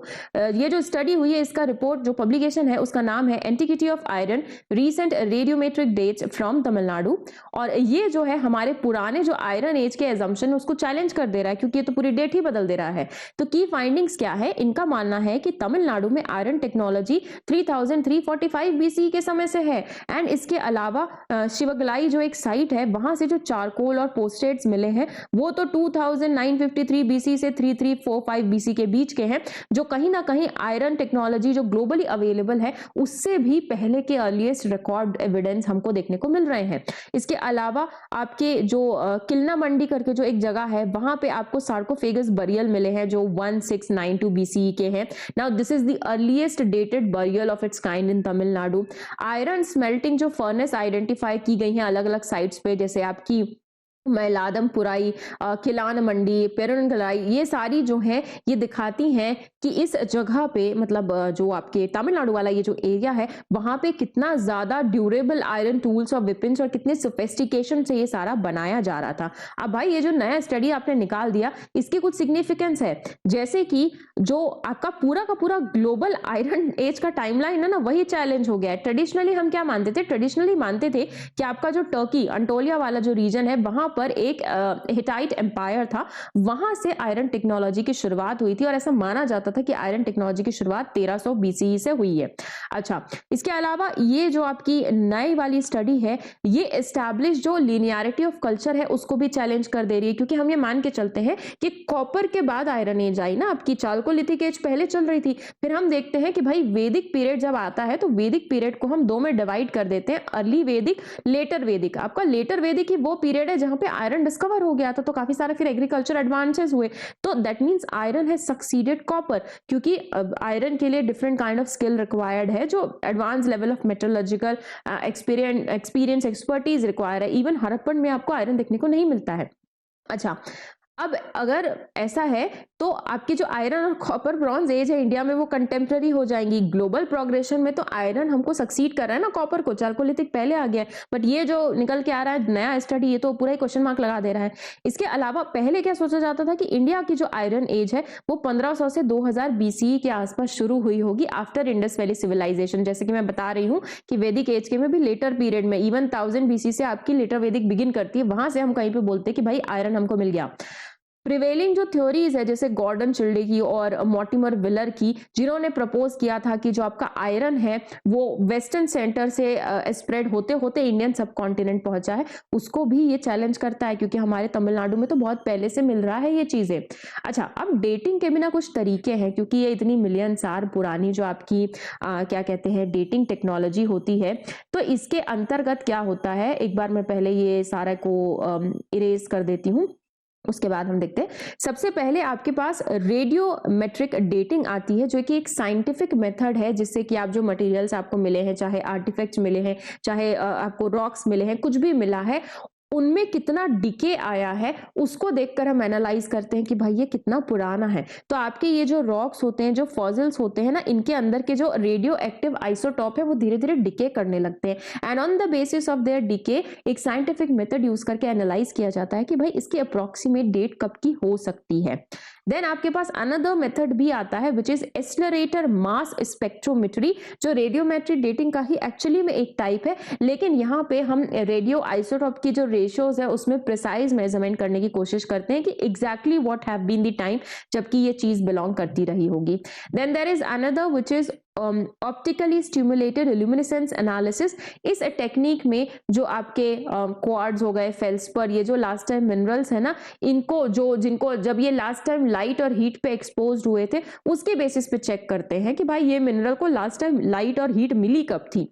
हमें समान के चलते हैं कि जब इसको लास्ट टाइम हीट लाइट मिली थी वही इसका प्रेजेंस ऑफ ईयर था। ठीक, तो ये पूरा आयरन एज आप इस बार आप थोड़ा सा न्यूज में आ गया, इस बार इंडस वैली सिविलाइजेशन भी न्यूज में रहा है, तो आप उसको भी करके जाइएगा प्रीलिम्स के लिए। इलेक्शन कमीशन ऑफ इंडिया को भाई स्टैब्लिश हुए 75 साल हो गए, बहुत इंपॉर्टेंट बात है, और पूरे साल भर इलेक्शन कमीशन न्यूज में रहा भी है। 25 जनवरी 1950 को इलेक्शन कमीशन स्टैब्लिश हुआ था और इसी दिन हम नेशनल वोटर्स डे भी मनाते हैं।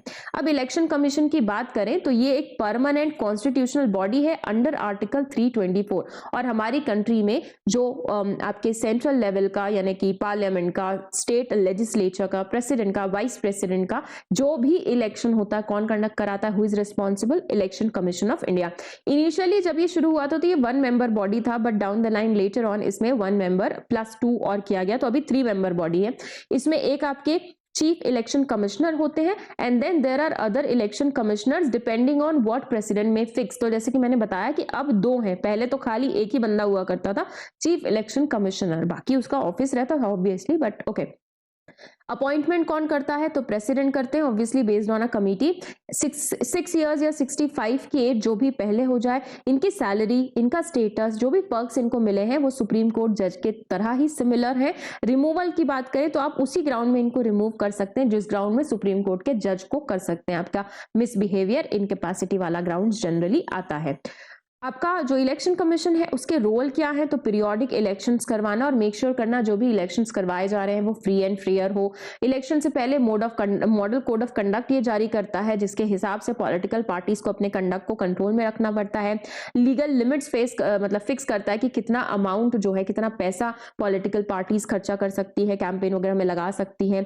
अलग अलग टेक्नोलॉजी लेके आता है। पहले पेपर में आप वोट देते थे, अभी आपकी मशीन आ गई है ईवीएम पे, और आपका ईवीएम के अंदर से भी वो वेरीफाइड, इलेक्ट्रॉनिक वेरीफाइड वो ट्रेल निकलता है। फिर क्रिमिनल रिकॉर्ड्स कैंडिडेट्स के चेक करना, ये अलग बात है कि उसके बावजूद भी काफी क्रिमिनल रिकॉर्ड्स के लोग सत्ता में हैं। नोटा जारी हुआ था, नन ऑफ द अबव, हमें ऊपर का कोई ऑप्शन ही पसंद नहीं है, काश यूपीएससी में भी नोटा होता है ना, बट ठीक है। कुछ powers and functions election commission के, तो रूटीन फंक्शन की अगर हम बात करें तो वोटर का रजिस्ट्रेशन करना, और जो इलेक्शन के लिए जो ऑफिसर्स, जिनको हम ऑफिसर्स को लगाते हैं उनको ट्रेनिंग देना। इसके अलावा टेरिटोरियल एरियाज को डिटरमाइन करना। एक डिलिमिटेशन कमीशन एक्ट जो है उसके अंतर्गत डिलिमिटेशन कमिटी बनाई जाती है, कमीशन बनाया जाता है मेरा मतलब। प्रेसिडेंट और गवर्नर को एडवाइज करना regarding the disqualification of member of parliament and state legislature. कोई अगर इलेक्टोरल अरेंजमेंट से डिस्प्यूट हो रहा है तो ये सेटलमेंट का भी काम करता है। इसके अलावा जो स्टेट ओन्ड इलेक्ट्रॉनिक मीडिया है उनको फ्री टाइम एलोकेट करना ताकि वो कैंपेन पीरियड को कवर कर सके। ये सारा इलेक्शन कमीशन है। अब अभी तक उनकी क्या की अचीवमेंट्स रही है? तो अभी तक आपकी इलेक्शन कमीशन ने जब से वो बनी है तब से 18 लोकसभा इलेक्शंस करा लिए हैं। उसके अलावा 400 के आसपास या उससे भी ज्यादा state legislative assembly election successfully conduct कराए हैं। इनफैक्ट हमारे जो इलेक्टर्स हैं वो भी एक माइलस्टोन पे पहुंच गए हैं, 100 करोड़ रजिस्टर्ड इलेक्टर्स हैं। तो सोचिए इंडिया की डेमोक्रेसी कितनी बड़ी है कि 100 करोड़ लोग वोट देते हैं कि नहीं पता नहीं, बट ओके, रजिस्टर में है।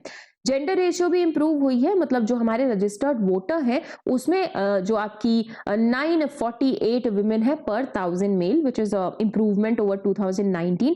क्रिमिनलाइजेशन ऑफ पॉलिटिक्स में भी काफी चीजें चेक की गई हैं, जैसे कैंडिडेट्स को अब अपनी पूरी डिटेल्स जो है पब्लिश करनी पड़ती है कि भाई उनके कितने एसेट्स हैं, उनकी कितनी क्रिमिनल रिकॉर्ड्स हैं, एक्सेट्रा।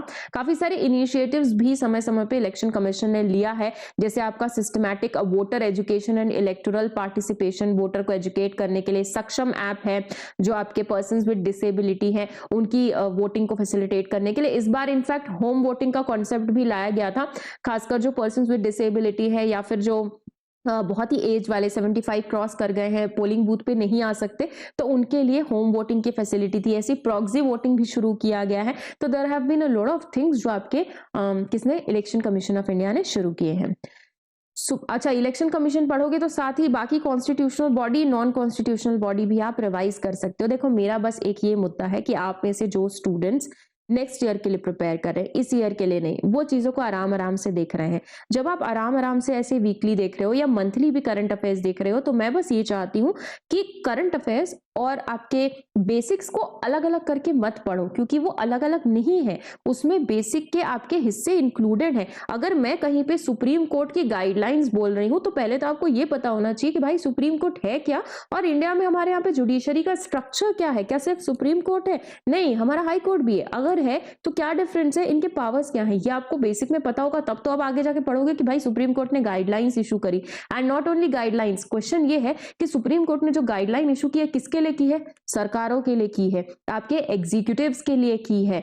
तो आपको लेजिस्लेचर, जुडिशरी, एग्जीक्यूटिव, इनके बीच तो सेपरेशन ऑफ पावर है, फिर कैसे सुप्रीम कोर्ट गाइडलाइन इशू कर रही है? तो उसका कॉन्सेप्ट भी क्लियर होना जरूरी है। तो you can not keep current affairs and basics in isolation, और हम रट्टाफिकेशन नहीं कर सकते, क्योंकि ट्रस्ट में ये काम नहीं आने वाला है।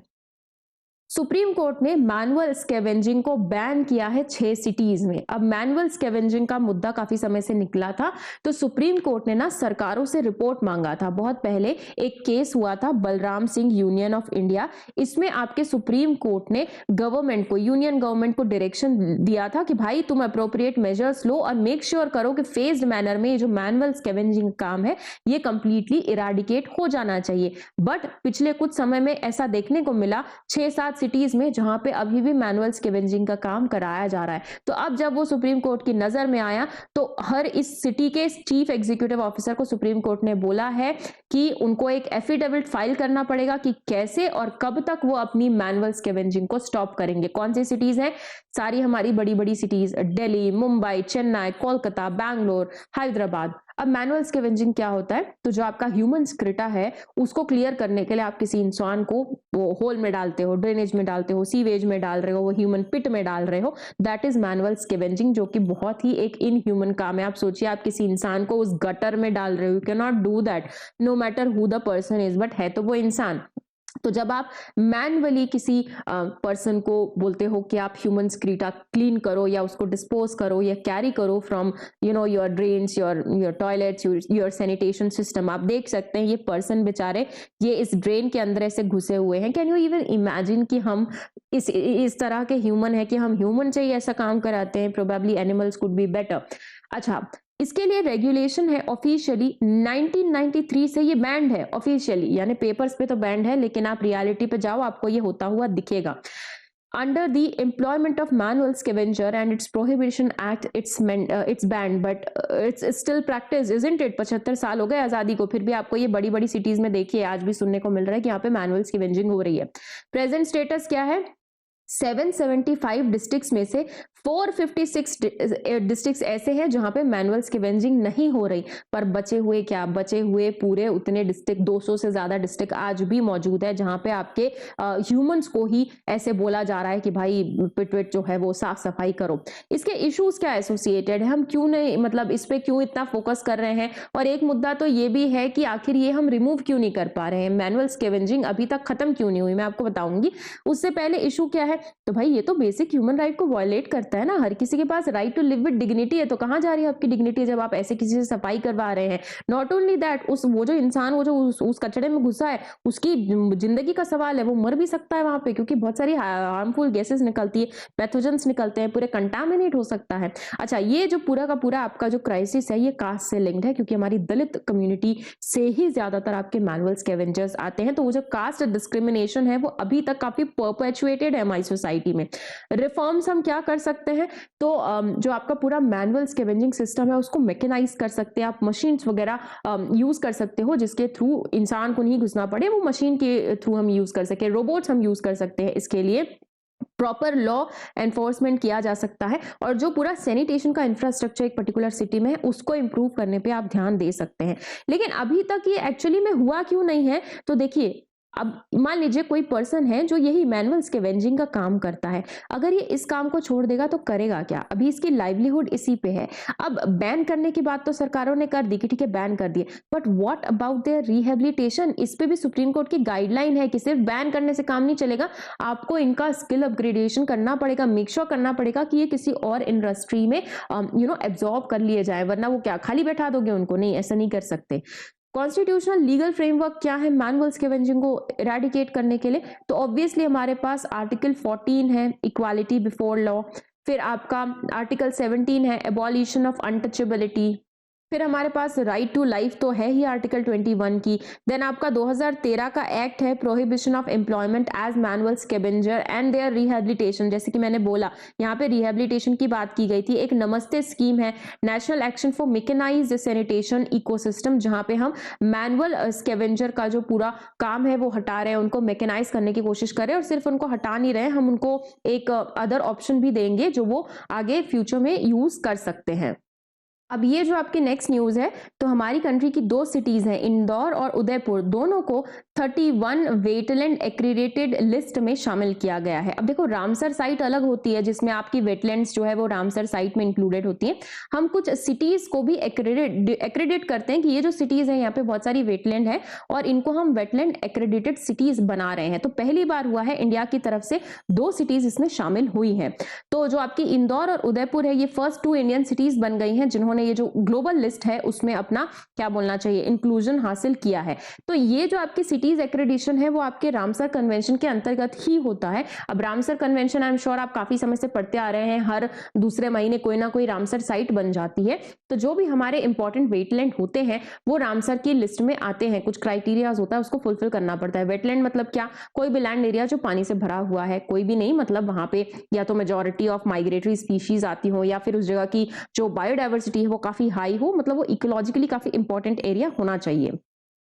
इंदौर की बात करें तो इंदौर का सिरपुर लेक है, रामसर साइट है जो आपके बर्ड के कांग्रेगेशन के लिए जाना जाता है और इसको एक बर्ड सेंचुरी के तौर पे भी डेवलप किया गया है। उदयपुर में तो आपके बहुत सारे वेटलैंड्स है यार, वो पूरी वेटलैंड्स की जगह है। वहां उस मूवी की शूटिंग भी हुई थी ना, I think Dhadak, that Janhvi Kapoor movie, जब वो उस पानी में डूबता है। Which song was that, I don't remember, but okay something like that.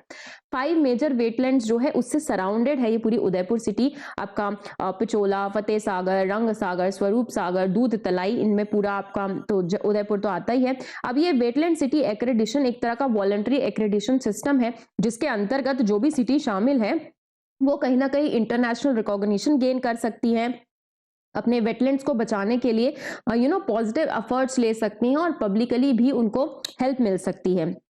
Ramsar convention के अंतर्गत जब COP12 हुआ था ना तो उरुग्वे में ये वेटलैंड सिटी एक्रेडिशन का कॉन्सेप्ट लाया गया था। ऐसे तो आपका रामसर कन्वेंशन बहुत पुराना है, 1972 के आसपास का है। रामसर ईरान में एक जगह है जिसके नाम पे ये रामसर कन्वेंशन बना है। अब ये जो सिटी एक्रेडिशन है ये 6 साल के लिए वैलिड रहता है। आफ्टर 6 ईयर्स वापस से रिन्यूअल के लिए अप्लाई करना पड़ेगा, पर ये उसी सिटी को मिलता है जो कहीं ना कहीं ये जो 6 क्राइटेरिया है उनको फुलफिल करती है। पहले तो वहां पे रामसर साइट्स होनी चाहिए, अब ऐसे ही तो किसी सूखी सिटी को आप दे नहीं दोगे। इसके अलावा उस सिटी में कंटिन्यूअसली अपने डिग्रेडेड वेटलैंड को ठीक करने के लिए रेस्टोरेशन मेजर लिए हों, पब्लिक में अवेयरनेस करने के लिए वेटलैंड्स वैल्यू इनकलकेट करने के लिए कुछ इनिशिएटिव्स लिए हों, कंजर्वेशन मेजर्स लिए हों अपने वेटलैंड इकोसिस्टम को कंजर्व करने के लिए, land use and water use का जो पूरा प्लानिंग है वो इंटीग्रेटेड तरीके से किया हो, या फिर वहां की जो लोकल कमिटीज हैं वो आपके वेटलैंड मैनेजमेंट में शामिल हो। अगर ये 6 क्राइटेरिया मीट होता है तब वो सिटी कहलाती है वेटलैंड सिटी एक्रेडिशन के अंतर्गत। रामसर कन्वेंशन यार जैसे कि बता चुकी हूं 1971 के आसपास ना एक इंटर गवर्नमेंटल ट्रिटी आई थी जिसमें वेटलैंड के वाइज यूज और उसके कंजर्वेशन की बात की गई थी। It came into force in 1975 and India में as of now 85 Ramsar sites आपकी मौजूद हैं। ठीक है, अब आपके एक एनजीओ है प्रथम जो समय समय पे हर साल एक रिपोर्ट रिलीज करता है जो हमारी स्कूल एजुकेशन को दिखाता है। यहाँ पे आपको मिल जाएगा, द रिपोर्ट का नाम है ASER which is Annual Status of Education Report. तो अब ये सरकारी रिलीज नहीं है, ये एनजीओ ने रिलीज किया है। सरकार की तरफ से भी आपके कुछ रिपोर्ट्स रिलीज होते हैं जो हम जब भी आता है तो कवर कर लेते हैं। एसएर की बात करें ना तो ये वाला जो सर्वे है ये आपका nation wide rural house hold based सर्वे है। ये लोग स्कूल में जाके नहीं करते, रूरल हाउस होल्ड में बच्चों से जाकर के कुछ सवाल पूछते हैं और उसके बेसिस पे ये एक रिपोर्ट बनाते हैं। तो यहाँ पे जो आपके स्कूलिंग चिल्ड्रंस है ना उनका सर्वे किया जाता है। यूजुअली जो बच्चे 13 से 16 साल की एज ग्रुप के हैं उनका स्कूलिंग स्टेटस पहले तो टेस्ट होता है कि भाई स्कूल जाते भी है कि नहीं, और दूसरा क्या वो सिंपल जो टेक्स्ट है उसको रीड कर सकते हैं कि नहीं, या जो बेसिक अरिथमेटिक है उसको कर सकते हैं कि नहीं in the age group of 5 to 16। अब एनुअली इसको कंडक्ट किया जा रहा है सिंस 2005 टिल 2014। आफ्टर 2014 फिर अल्टरनेट ईयर साइकिल यूज किया गया, जब ये अल्टरनेट ईयर्स में अब डिक्लेयर होता है। अब 2024 का आया तो उसकी फाइंडिंग देख लेते हैं। देखो कोविड आने के बाद ना बच्चों के में काफी सारी लर्निंग गैप आ गई थी क्योंकि छोटे बच्चे उतना ज्यादा ऑनलाइन पढ़ नहीं पाए थे, और छोटे क्या बड़े में ही आप में से बहुत सारे होंगे जो कोविड के टाइम पे अपनी क्लास में खाली ऑनलाइन लगा के शायद छोड़ देते थे, कुछ और काम करते थे। तो उस समय की जो हमारी पढ़ाई है वो ठप्प पड़ गई थी। तो उस समय जो रिपोर्ट्स आई थी वो ये बता रही थी कि बेसिक एरिथमेटिक का इवन पढ़ने लिखने की जो क्षमता है वो काफी डिक्लाइन रही है छोटे बच्चों में। लेकिन अभी वो जो लर्निंग गैप है रिवर्स हो गया, ऐसा ये रिपोर्ट कह रही है कि जो आपके क्लास 3 से क्लास 5 के जो बच्चे हैं रूरल एरिया एरिया के खासकर, उसमें बेसिक रीडिंग और एरिथमेटिक में इंप्रूवमेंट देखने को मिला है, जिसके हिसाब से हम ये मान के चलते हैं कि पोस्ट पेंडेमिक जो चेंजेस हुए थे वो रिवर्स हो रहे हैं। रीडिंग और एरिथमेटिक लेवल में जो भी आपके एलिमेंट्री ग्रेड्स हैं उसमें भी इंप्रूवमेंट आया है।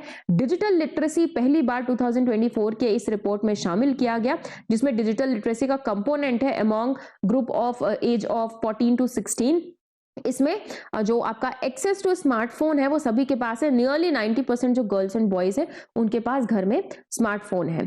अगर मैं जेंडर गैप की बात करूं स्मार्टफोन ओनरशिप में, तो 36% बॉयज हैं जो स्मार्टफोन ओन करते हैं, 26% गर्ल्स हैं। इसके अलावा सोशल मीडिया का यूसेज ज्यादा है, एजुकेशन पे तो कम ही करते हैं। 57% आपके जो टीनेजर्स हैं वो एजुकेशन पर्पस के लिए यूज करते हैं और 76% इंस्टा के रील स्क्रॉल करने के लिए। स्कूल के इंफ्रास्ट्रक्चर की बात करें तो इसमें भी ये रिपोर्ट जो है वो हाईलाइट शो कर रही है कि अभी गर्ल्स के लिए फंक्शनल टॉयलेट बन गए हैं रूरल एरियाज में, ड्रिंकिंग वाटर फैसिलिटीज आ गई हैं। So this is a report which you can just keep in mind. फिर आपका आता है नेशनल क्रिटिकल मिशन जो है वो लॉन्च हुआ है। अब ये जो मिशन है ये किस लिए है, क्रिटिकल मिनरल क्या होते हैं ये देख लेते हैं। 2025-24 का आपका जो यूनियन बजट आया था उसमें ये अनाउंस हुआ था, और आपके की फीचर्स क्या हैं, तो आपके जो इंडियन पब्लिक सेक्टर यूनियंस हैं और आपकी प्राइवेट कंपनीज हैं उनको हम एनकरेज कर रहे हैं कि भाई आप क्रिटिकल मिनरल एसेट्स को अब्रॉड में एक्वायर कीजिए, और जो आपकी ऐसी कंट्रीज है जहां पे काफी सारा क्रिटिकल रिसोर्सेज है, मिनरल्स है, उनके साथ में ट्रेड को एनहांस कीजिए।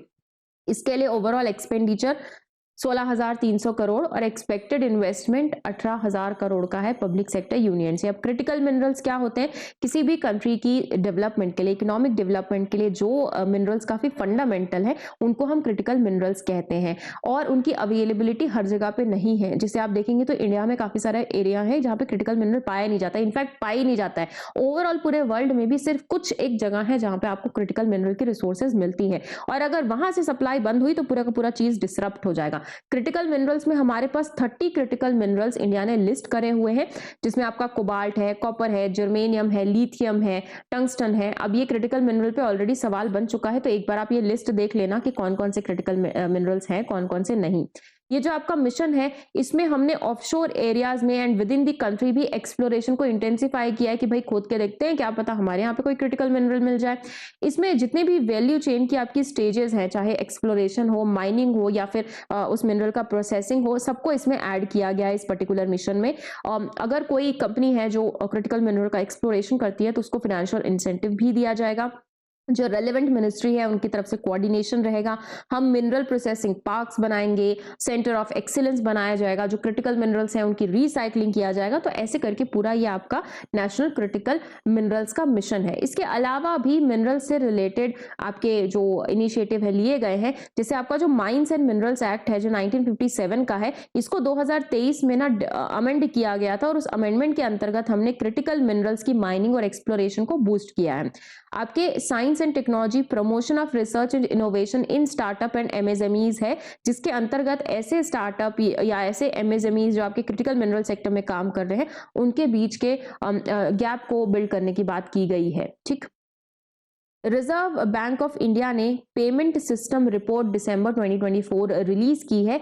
ये बाय एनुअल रिपोर्ट है जो कहीं ना कहीं पेमेंट ट्रांजैक्शन जो पूरे हुए हैं using different payment methods in the last 5 calendar year, उसके ट्रेंड को दिखा रही है। किसने यूपीआई यूज किया, भीम यूज किया, क्या किया, ये सब अलग अलग हमारे पेमेंट सिस्टम्स होते हैं। की फाइंडिंग्स की माने तो डिजिटल पेमेंट का जो ट्रांजेक्शन है वो अच्छा खासा इंक्रीज हुआ है। इनफैक्ट 94 टाइम्स वॉल्यूम में इंक्रीज हो गया और वैल्यू में 3.5 टाइम्स। यूनिफाइड पेमेंट इंटरफेस यानी कि यूपीआई का जो वॉल्यूम है वो अच्छा खासा 74% में है, क्योंकि बहुत सारे लोग यूपीआई यूज करने लगे हैं। क्रेडिट कार्ड और डेबिट कार्ड के नंबर भी डबल हो गए। इनफैक्ट क्रेडिट कार्ड का नंबर तो पिछले 5 साल में डबल हो चुका है, और डेबिट कार्ड थोड़ा सा स्टेबल है, वो ज्यादा लोग नहीं ले रहे हैं। ग्लोबल ट्रेंड्स की बात करें तो इंडिया ने प्रोजेक्ट नेक्सस भी ज्वाइन किया है, जिससे हमारा जो 4 एशियन नेशन है उनके साथ पेमेंट सेटलमेंट काफी फास्ट हो गया है। प्रोजेक्ट नेक्सस हमारे बैंक फॉर इंटरनेशनल सेटलमेंट का ही एक कॉन्सेप्ट था, जिसके अंतर्गत हम जो instant cross border retail payment है उसको कैटर करने की कोशिश कर रहे थे कि भाई जो आपके ट्रेड हो रहे होते हैं दो कंट्री के बीच में, यहाँ पे भी पेमेंट जो है इंस्टेंट हो जाए। तो ओवरऑल ये हमारे पूरे पेमेंट जो सेटलमेंट है उसको दिखा रहा है। अब इंडिया में पेमेंट सिस्टम की बात करें तो पेमेंट सिस्टम मतलब एक ऐसा मेथड जिसके थ्रू आप अपने जो मॉनेटरी ट्रांजैक्शन है उसको सेटल करते हो, क्लियर करते हो। इंडिया में पेमेंट सिस्टम के रेगुलेशन के लिए एक पूरा एक्ट है 2007 का, payment and settlement system act, जिसके अंतर्गत आरबीआई को अथॉरिटी मिली हुई है कि वो हमारे पूरे इंडिया के पेमेंट सिस्टम को रेगुलेट, सुपरवाइज कर सकता है। इसके अलावा आरबीआई के पास पावर भी है कि वो जो पेमेंट ऑपरेटर्स हैं जैसे एनपीसीआई वगैरह वाली जो क्लियरिंग एजेंसी है, एटीएम नेटवर्क्स है, उनको लाइसेंस वगैरह इशू करता है। फिर आपका एक board for regulation and supervision of payment and settlement system भी है। हाईएस्ट पॉलिसी मेकिंग बॉडी है ये हमारे पेमेंट सिस्टम की, जो कि आरबीआई ने एस्टैब्लिश करी है। और इसके चेयरमैन कौन होते हैं इस बोर्ड के? तो आरबीआई के गवर्नर ही होते हैं, और डेप्यूटी गवर्नर जो है वो वाइस पर्सन के तौर पे रहते हैं आपके इस board of regulation and supervision में। ठीक है, तो ये पूरे पेमेंट सिस्टम की रिपोर्ट थी। अब आरबीआई आया था तो आप आरबीआई से जुड़ी हुई जो बाकी चीजें हैं उसको रिवाइज कर सकते हैं। द मोर प्रोमिनेंट इज आपका मॉनेटरी पॉलिसी, हालांकि उससे रिलेटेड भी कुछ न्यूज आएगी, तब भी मैं आपसे कहूंगी कि उसके बारे में देख लें। मिनिस्ट्री ऑफ एमएसएमई ने एक स्कीम लॉन्च की है जिसका नाम है टीम इनिशिएटिव, जो कि है trade enablement and marketing initiative. तो आपकी ये जो स्कीम है it has been launched under raising and accelerating MSME productivity programme of ministry of MSME. ये जो आपका रैम्प प्रोग्राम है ना, ये वर्ल्ड बैंक के द्वारा सपोर्टेड एक सेंट्रल सेक्टर स्कीम है जो 5 साल के लिए इंप्लीमेंट की गई थी फ्रॉम 22 टू 26।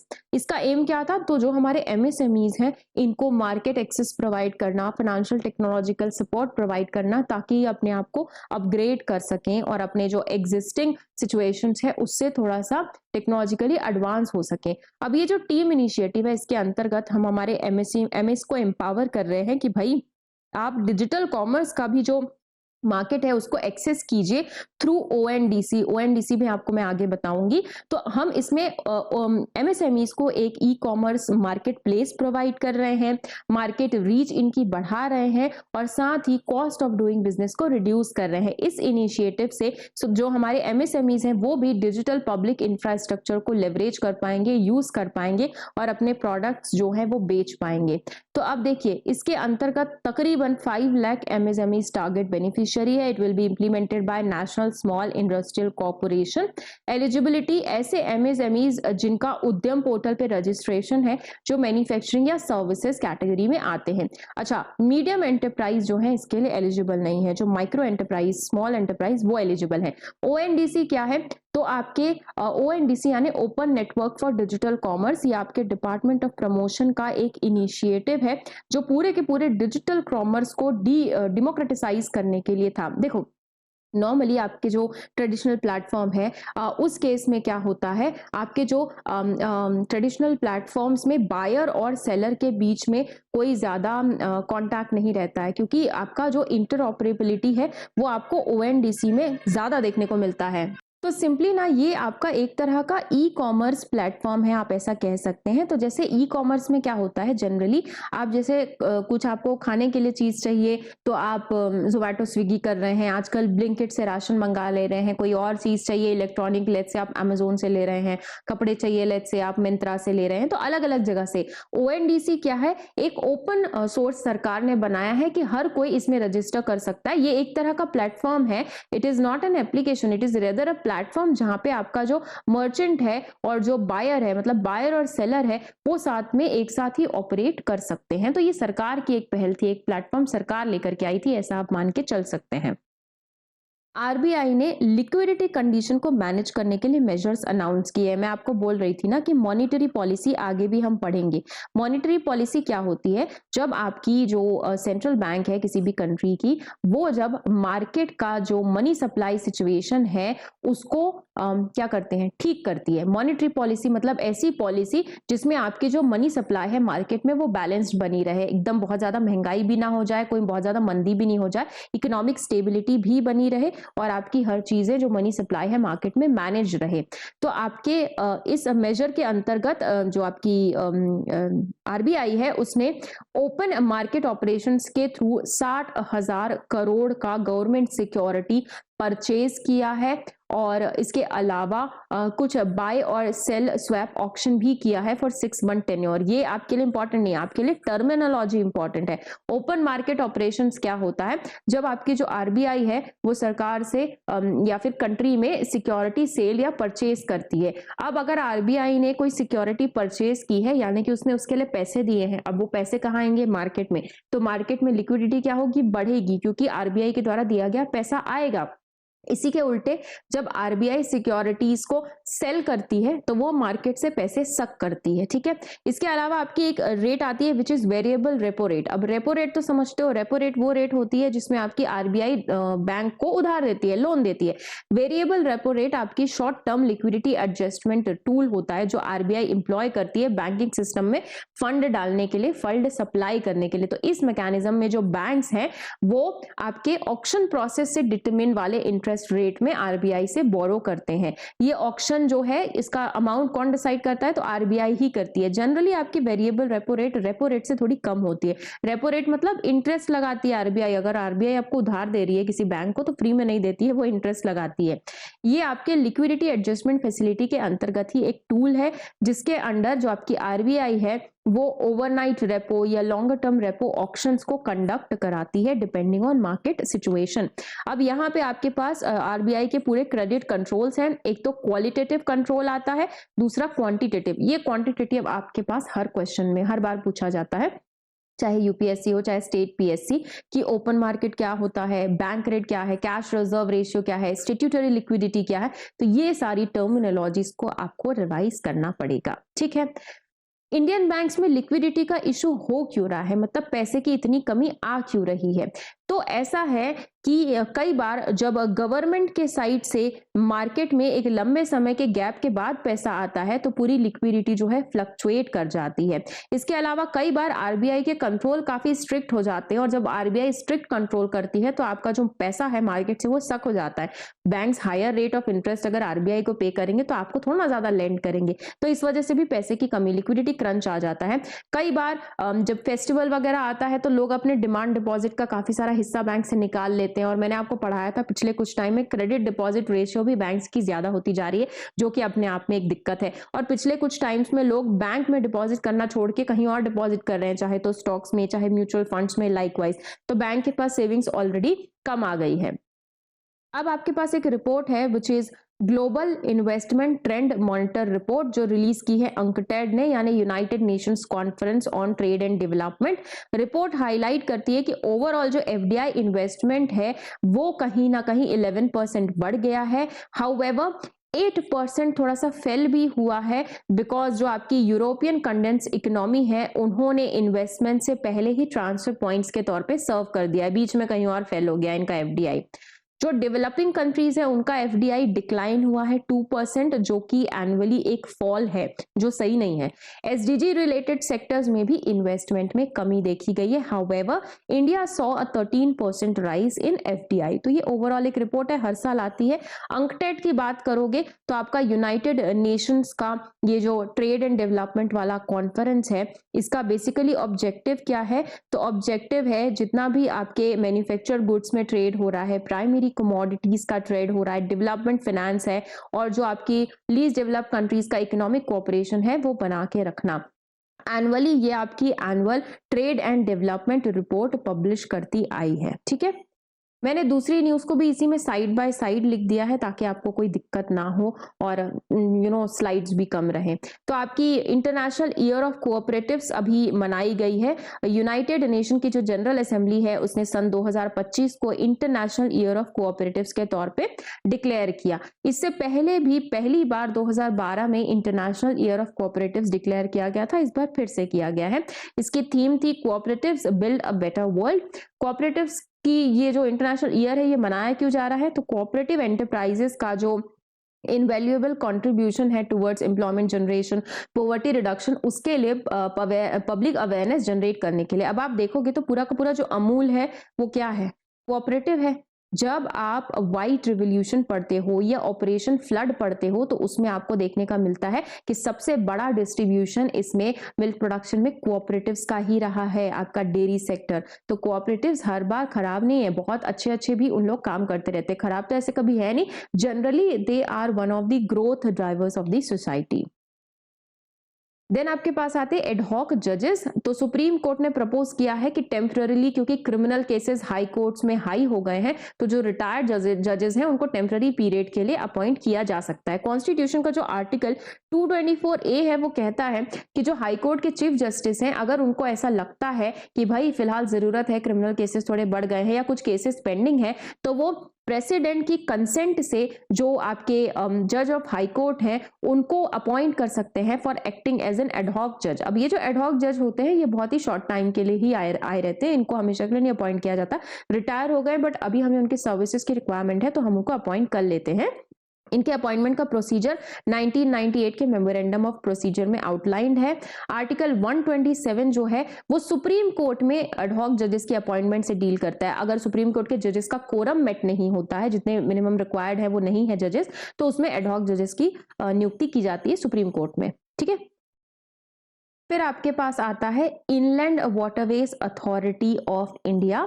तो दरअसल रिसेंटली इनलैंड वाटरवेज अथॉरिटी ने अपना 6th new regional office Varanasi में ओपन किया है। इससे पहले 5 रीजनल ऑफिसेस थे ही, एक तो गुवाहाटी, फिर पटना, कोच्चि, भुवनेश्वर और कोलकाता में।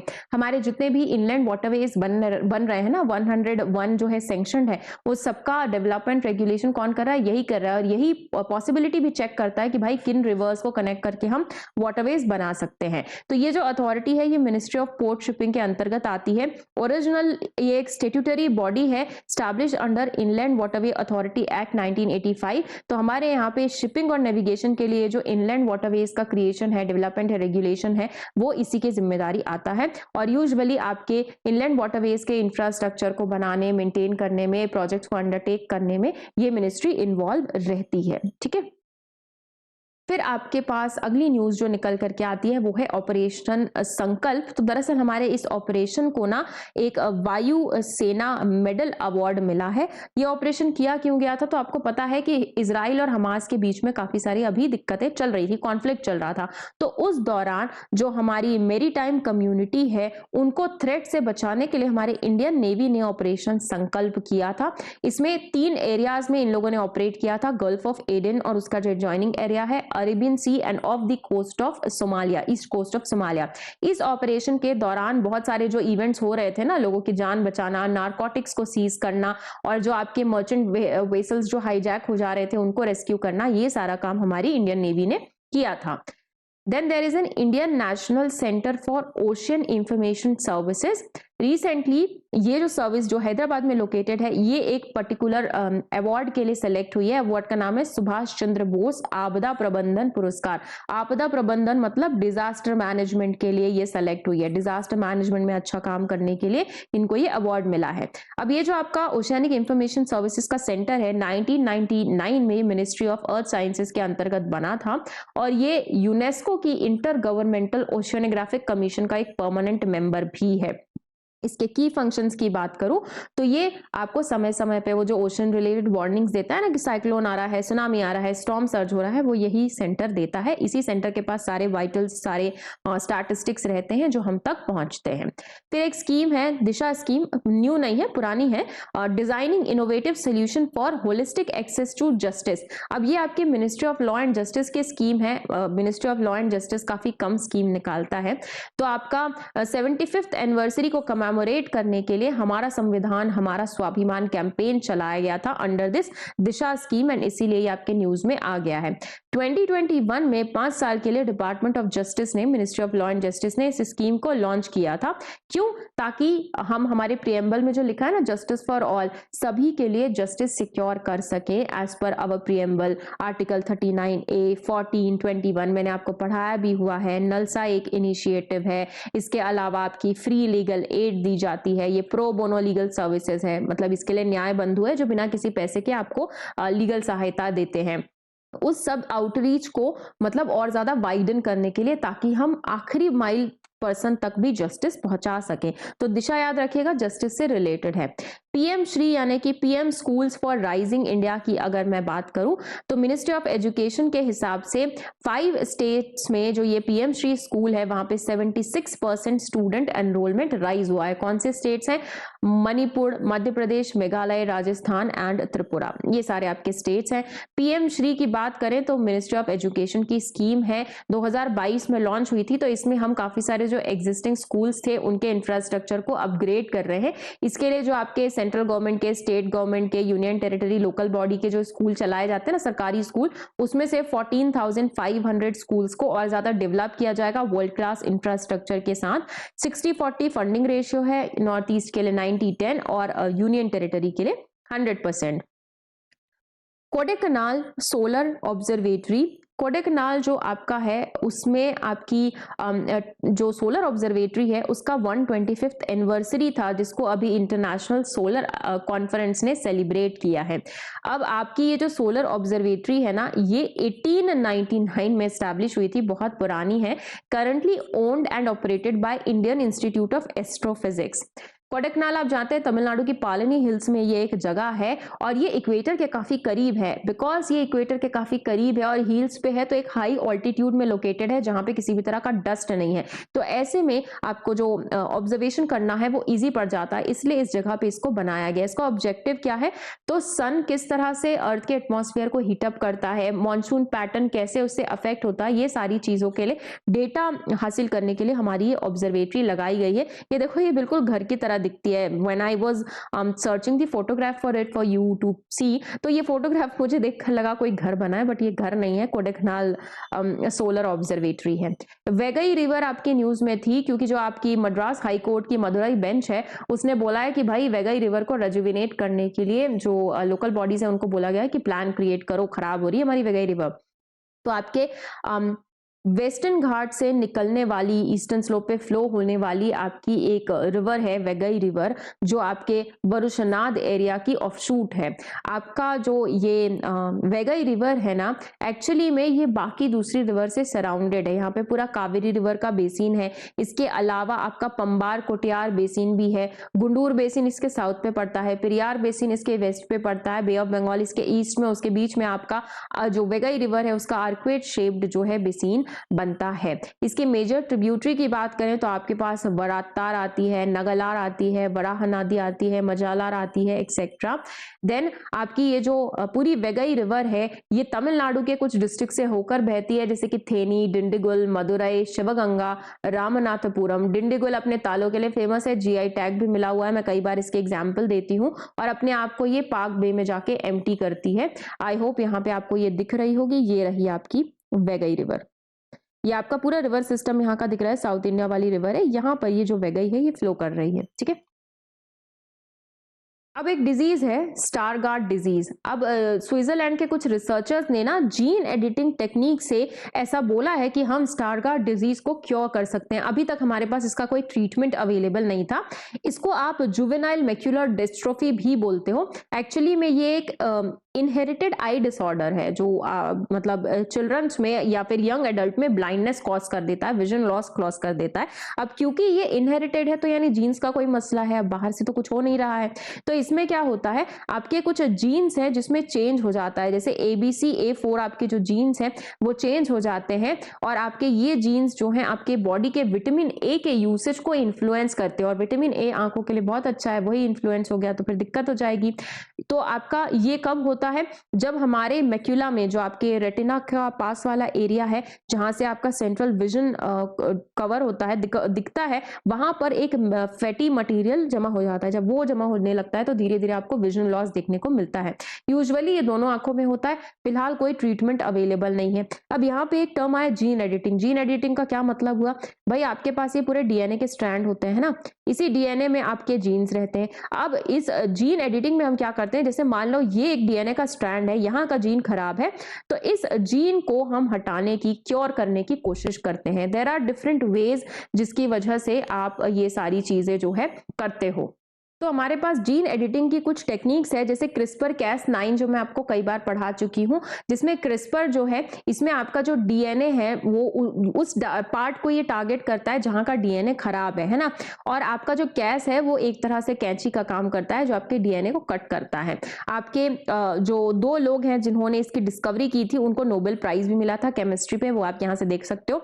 दूसरा तरीका है GFN यानी जिंक फिंगर न्यूक्लियस। यहाँ पे आपके जो डीएनए का एक बाइंडिंग पार्ट होता है जिंक फिंगर न्यूक्लियस, उसको बनाया जाता है, वो प्रोटीन से बना हुआ होता है। इस न्यूक्लियर पार्ट को नॉर्मली जो है कट करते हैं हम, यहाँ पे एक फोक न्यूक्लियस यूज करते हैं जिससे हम डीएनए के पार्ट को अगेन कट करते हैं, कट करके हम उसको लैब में थोड़ा सा बेटर करते हैं, देन वापस इंसर्ट होता है आपका। टेलेंस करके एक transcription activator like effector nucleus भी है। यहाँ पे आपके जो डीएनए जो है उसमें हम टेलेंस को बाइंड करते हैं। टेलेंस में आपके GFN के ही तरह जो टेलेन है वहां पे भी नॉर्मली एक फोक न्यूक्लियस होता है जो आपके डीएनए को कट करता है और उसको मॉडिफाई करता है। तो ये जीन एडिटिंग की कुछ टेक्निक्स हैं जो मैं आपको बताना चाहती थी। ओमान न्यूज में था जिसका कैपिटल मस्केट है। तो इंडिया और ओमान ने ना double taxation avoidance agreement sign किया है ताकि वो टैक्सेशन के मुद्दे पे ग्रेटर कोऑपरेशन बना सके। ओमान की बात करें तो अरेबियन पेनिनसुला के साउथ ईस्टर्न कोस्ट पे ये लोकेटेड है at the confluence of Persian and Arabian sea. ये अगर हम कंट्रीज की बात करें तो इसके साउथ वेस्ट में यमेन है, साउथ ईस्ट में आपके अरेबियन सी है, नॉर्थ में गल्फ ऑफ ओमान है, नॉर्थ वेस्ट में UAE है और सऊदी अरेबिया आपके वेस्ट साइड में आपको देखने को मिलता है। ज्योग्राफिकली ओमान गर्म जगह है भाई, हॉट ड्राई क्लाइमेट रहता है। इसके जो पूरे के पूरे कोस्टल प्लेन है, नैरो कोस्टल प्लेन्स, उनको हम अल बतीना के नाम से जानते हैं। एक डेजर्ट है रब अल खली जो अपनी बाउंड्री सऊदी अरेबिया और यमेन के साथ भी शेयर करता है। यहाँ का हाईएस्ट पॉइंट है माउंट शम्स जिसको सन माउंटेन बोलते हैं। ये आप ओमान की जो लोकेशन है देख सकते हो। डबल टैक्सेशन एग्रीमेंट क्या होता है? सपोजेटली ए है, ये पर्सन है, ये क्या है? ये इंडिया का रेसिडेंट है। क्या बोला मैंने? इंडिया का रेसिडेंट है। लेट से अब ये जो ए पर्सन है ये रह कहां पे रहा है? ओमान में। इसकी जो अर्निंग हो रही है वो कहां से हो रही है? ओमान से हो रही है। तो अब ये जो आपकी अर्निंग है ना, ये अर्निंग फ्रॉम फॉरेन सोर्सेज से आती है, इनकम फ्रॉम फॉरेन सोर्सेज। आप में से जो लोग टैक्स पे करते होंगे उसमें इनकम के बहुत सारे सोर्सेज उसमें लिखे हुए आते हैं। तो इनकम फ्रॉम फॉरेन सोर्सेज पे टैक्स लगता है। अब इंडिया में तो इसको टैक्स देना ही पड़ेगा, ओमान में अर्न कर रहा है तो ये ओमान की GDP में आता है ना, तो हो सकता है वहां पे भी टैक्स देना पड़े। तो एक आदमी अगर दो जगह ऐसी टैक्स देते रहेगा तो उसकी इनकम क्या आएगी? तो ऐसी सिचुएशन ना हो इसके लिए कंट्रीज एक डबल टैक्सेशन अवॉइडेंस एग्रीमेंट करती है कि ये जो बंदा है ये किसी एक कंट्री में वेवर मांग सकता है कि भाई मैंने दूसरी कंट्री में टैक्स पे कर दिया है। वो जो टैक्स है ये 2 कंट्री आपस में कैसे बांटती है वो इनके एग्रीमेंट में डिपेंड करता है, पर वो जो इंसान है वो किसी एक ही जगह टैक्स पे करेगा, चाहे तो इंडिया में कर दे चाहे तो ओमान में कर दे। ये होता है आपका DTAA। अब आपका आ जाता है ग्वांटानामो बे। अब ये ग्वांटानामो बे जो है न्यूज में क्यों है? क्योंकि आपके जो US के प्रेसिडेंट है, प्रेसिडेंट बनते ही वो इतनी सारी चीजें लेकर के आ रहे हैं और उन्होंने बोला है अब वो ग्वांटानामो बे में माइग्रेंट डिटेंशन सेंटर सेटअप करेंगे, इसलिए न्यूज में आ गया है। तो आपके कैरेबियन सी के इनलेट पे ना आपका ये ग्वांटानामो बे बना हुआ है और इसमें काफी लार्ज वेल शेल्टर्ड बे है जिसमें हार्बर में एंट्रेंस बहुत नैरो सी है और ये बड़ी बड़ी वेसल्स को भी अकोमोडेट एक्चुअली कर लेता है। इसमें आपके 2 पोर्ट्स हैं जो ग्वांटानामो सिटी से लिंक्ड है, आपका केमानेरा एंड बोकोरॉन, अगर मैं ठीक से प्रोनाउंस कर पा रही हूं तो। और 1903 पे US ने यहाँ पे ओल्डेस्ट ओवरसी मिलिट्री इंस्टॉलेशन किया था जिसको हम नेवल स्टेशन ग्वांटानामो बे के नाम से जानते हैं। और US लीज जो है क्यूबा के साथ, उसके हिसाब से इसकी जो पूरी की पूरी ज्यूरिसडिक्शन है वो US के पास आती है और क्यूबा अपनी सोवर्निटी बस मेंटेन करता है। आप इसकी लोकेशन देख लो, ये आपका क्यूबा दिख रहा है, क्यूबा के यहाँ पे ये आपका ग्वांटानामो बे दिख रहा है, ठीक है। गल्फ ऑफ मेक्सिको इधर, ये आपकी कैरेबियन सी के इनलेट में आपको ये दिखाई देगा, ठीक है।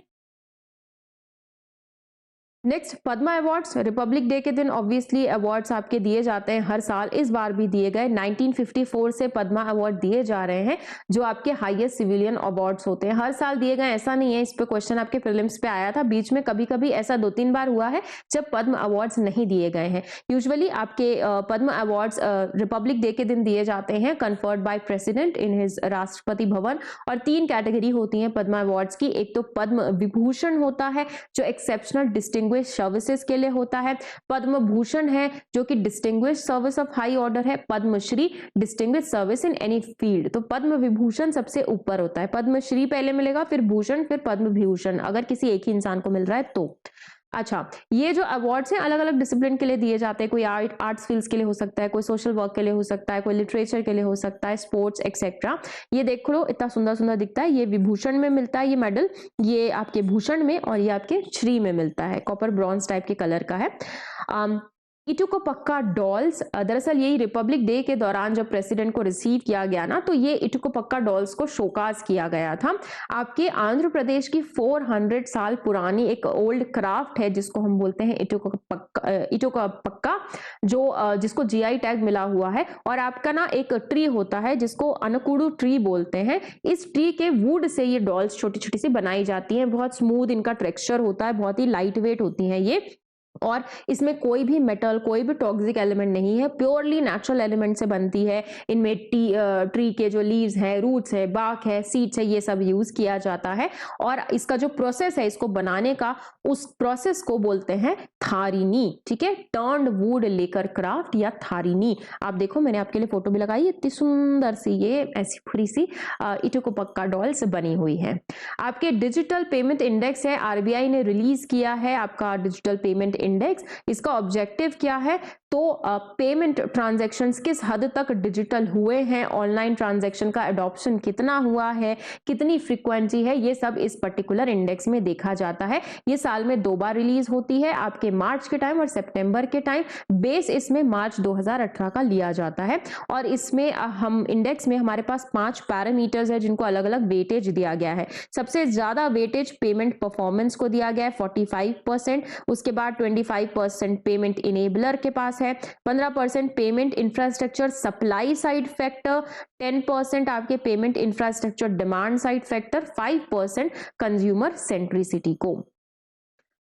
ई श्रम microsites and occupational shortage index ministry of labour का है। ई श्रम पोर्टल है ना, जहां पे हमारे अनऑर्गेनाइज सेक्टर के सारे लेबर्स का आपको डेटा मिल जाएगा, यूनिक आईडी मिलेगी। तो उन्होंने ये पूरा का पूरा जो स्टेट और यूनियन टेरिटरी माइक्रोसॉफ्ट साइट्स हैं उसको लॉन्च किया है। अब ई श्रम माइक्रोसाइट्स की अगर हम बात करें तो आपका जो स्टेट स्पेसिफिक डिजिटल प्लेटफॉर्म है उसको हम नेशनल ई श्रम डेटाबेस के साथ इंटीग्रेट करने की कोशिश कर रहे हैं। तो ऐसे में स्टेट्स और यूनियन टेरिटरी के पास ready to use digital infrastructure रहेगा, रियल टाइम डेटा रहेगा रिगार्डिंग द अनऑर्गेनाइज सेक्टर, और वर्कर्स के लिए भी इजी हो जाएगा एक सीमलेस रजिस्ट्रेशन प्रोसेस। वो किसी भी स्टेट से अपने आप को रजिस्टर कराना चाहे इस पोर्टल में तो करा सकते हैं। ये जो ऑक्यूपेशनल शॉर्टेज इंडेक्स है इसका पर्पस क्या है, तो हम इसमें लेबर के डिमांड और सप्लाई के गैप को मेजर करने की कोशिश करते हैं कि भाई कितने लेबर की, कितने वर्कफोर्स की रिक्वायरमेंट है और कितनी हमारे पास शॉर्टेज है। आईएलओ का हमारे पास मेथोडोलॉजी है, और जो हमारा labour force survey, periodic labour force survey का जो डेटा होता है उसके हिसाब से हम इस इंडेक्स में ये वर्कफोर्स गैप को आइडेंटिफाई करते हैं, जिससे कि हमें हाई डिमांड सेक्टर में जॉब शॉर्टेज को ट्रैक करने में आसानी होती है। हम वर्कफोर्स की प्लानिंग और उनके स्किल डेवलपमेंट भी इसके बेसिस पे कर सकते हैं। देन आपके पास आता है economic community of west African states. तो दरअसल कुछ ऐसे 3 अफ्रीकन स्टेट्स हैं जो फिलहाल मिलिट्री रूल के अंडर है। इन्होंने इस वेस्ट अफ्रीकन रीजनल ब्लॉक को छोड़ दिया है। जैसे आसियान हमारे ईस्ट एशिया का ब्लॉक है ना, एक रीजनल कोऑपरेशन ब्लॉक, ऐसे ही आपकी जो अफ्रीकन कंट्रीज हैं, खासकर की जो वेस्ट अफ्रीकन कंट्रीज हैं, उन लोगों का ये ब्लॉक है इकोवास। कौन सी 3 कंट्रीज हैं जिन्होंने ऑफिशियली इसको लीव कर दिया है, तो आपकी माली, बुर्किना फासो और निगार। तो यहाँ पे डिप्लोमेटिक टेंशन्स हो रहे थे, इसकी वजह से उन लोगों ने छोड़ दिया। इकोवास की बात करें तो इसका हेडक्वार्टर नाइजीरिया के अबूजा में है। 1975 में ये फॉर्म हुई थी। क्यों हुई थी, तो ये जो एरिया के जो मेंबर्स हैं उनके बीच में इकोनॉमिक कोऑपरेशन को बिल्ड करना और इनके यहाँ पे रहने वाले लोगों की लिविंग स्टैंडर्ड को रेज करना, इकोनॉमिक डेवलपमेंट को प्रमोट फॉस्टर करना। तो आपके जो इकोवास कंट्रीज के जो सिटीजन्स हैं वो इन मेंबर कंट्रीज में कहीं पे भी जाकर रह सकते हैं, काम कर सकते हैं, एंड इन कंट्रीज के बीच में free circulation of goods boats allows था और पीपल भी जा सकते थे। तो आपके करंट विड्रॉल के बाद अब 12 मेंबर्स रह गए हैं, जिसमें है Benin, Cabo Verde, Cote d'Ivoire, the Gambia, Ghana, Guinea, Guinea Bissau, Liberia, Nigeria, Senegal, Sierra Leone and Togo. मैंने आपके लिए पूरी ये पिक लगाई हुई है, जितनी भी आपको ग्रीन ग्रीन दिख रही है ये पूरी की पूरी ये कंट्रीज इकोवास में आती थी। अभी माली ने छोड़ दिया, बुर्किना फासो ने और आपके ये निगार ने, ये तीनों ऊपर की हट गई हैं पर नीचे की बची हुई हैं। ठीक है, फिर आपके पास है गुलियन बेयर सिंड्रोम। तो पुणे महाराष्ट्र में इसका केस अभी रिपोर्ट हुआ है। आपका एक बैक्टीरिया है जिसका नाम है कैम्पलोबैक्टीरिया। ये आपके गट में घुस जाता है, इंटेस्टाइन, गट, स्टमक में घुस जाता है और वहां पे इन्फेक्ट करता है। और ये होता क्यों है? तो कंटामिनेटेड फूड और वाटर की वजह से ऐसा माना जा रहा है, ठीक से हमको पता नहीं है ना। ये बहुत ही रेयर डिजीज है जो कहीं ना कहीं, ये जो बैक्टीरिया है ना, ये घुसता तो आपके गट से है पर आपकी पूरी बॉडी को पैरालाइज कर सकता है, क्योंकि आपकी बॉडी की नर्व्स पे अटैक करता है। और अगर आपकी नर्व्स ही अटैक हो गई तो फिर क्या ही ब्रेन को सिग्नल मिलेगा और क्या ही काम करेंगे। यूजुअली ट्रिगर कैसे होती है? तो या तो आपको इंटेस्टाइन में इंफेक्शन हो सकता है या रेस्पिरेटरी इंफेक्शन हो सकता है। जब ये ऐसा होगा तो आपको पैरालिसिस, वीकनेस, ये सारी चीजें देखने को मिलेगी। यहाँ पे आपके लिम्ब वीक हो सकते हैं, आपको कुछ गटकने में दिक्कत होगी और आपका जो ब्रीदिंग है उसमें आपको प्रॉब्लम होगी। तो आप देख सकते हैं हेल्दी नर्व रहती है ना, तो आप वो न्यूरॉन, डेंड्राइट, एक्सॉन पढ़ते हो, याद है वो अपन ऐसा टाइप का डायग्राम बनाते थे, पता नहीं मैं ठीक से बना पा रही हूँ कि नहीं। और ये आपके ऐसे करके न्यूरॉन आप पढ़ते थे, एक्सॉन रहता है, यहाँ पे आपकी सिनेप्टिक वॉल रहती है, नर्व का हम पढ़ते हैं ना। तो हेल्दी नर्व ऐसा दिखता है, बिल्कुल स्मूथ सा। जब वही ये बैक्टीरिया द्वारा खराब हो जाता है तो ये पूरा कचरा हो जाता है जहां से कोई इंफॉर्मेशन पास नहीं हो पाती।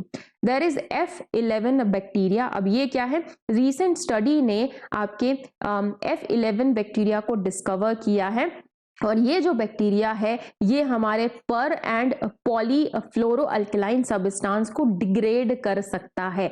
F11 जो बैक्टीरिया है वो एक एरोबिक बैक्टीरिया है जो हमें ज़ेंथोबैक्टीरिकेस फैमिली से मिलता है और ये वाटर ट्रीटमेंट, वेस्ट वाटर के ट्रीटमेंट के बायो ऑगमेंटेशन प्रोसेस में हमको एड दे सकता है। बायो ऑगमेंटेशन क्या होता है?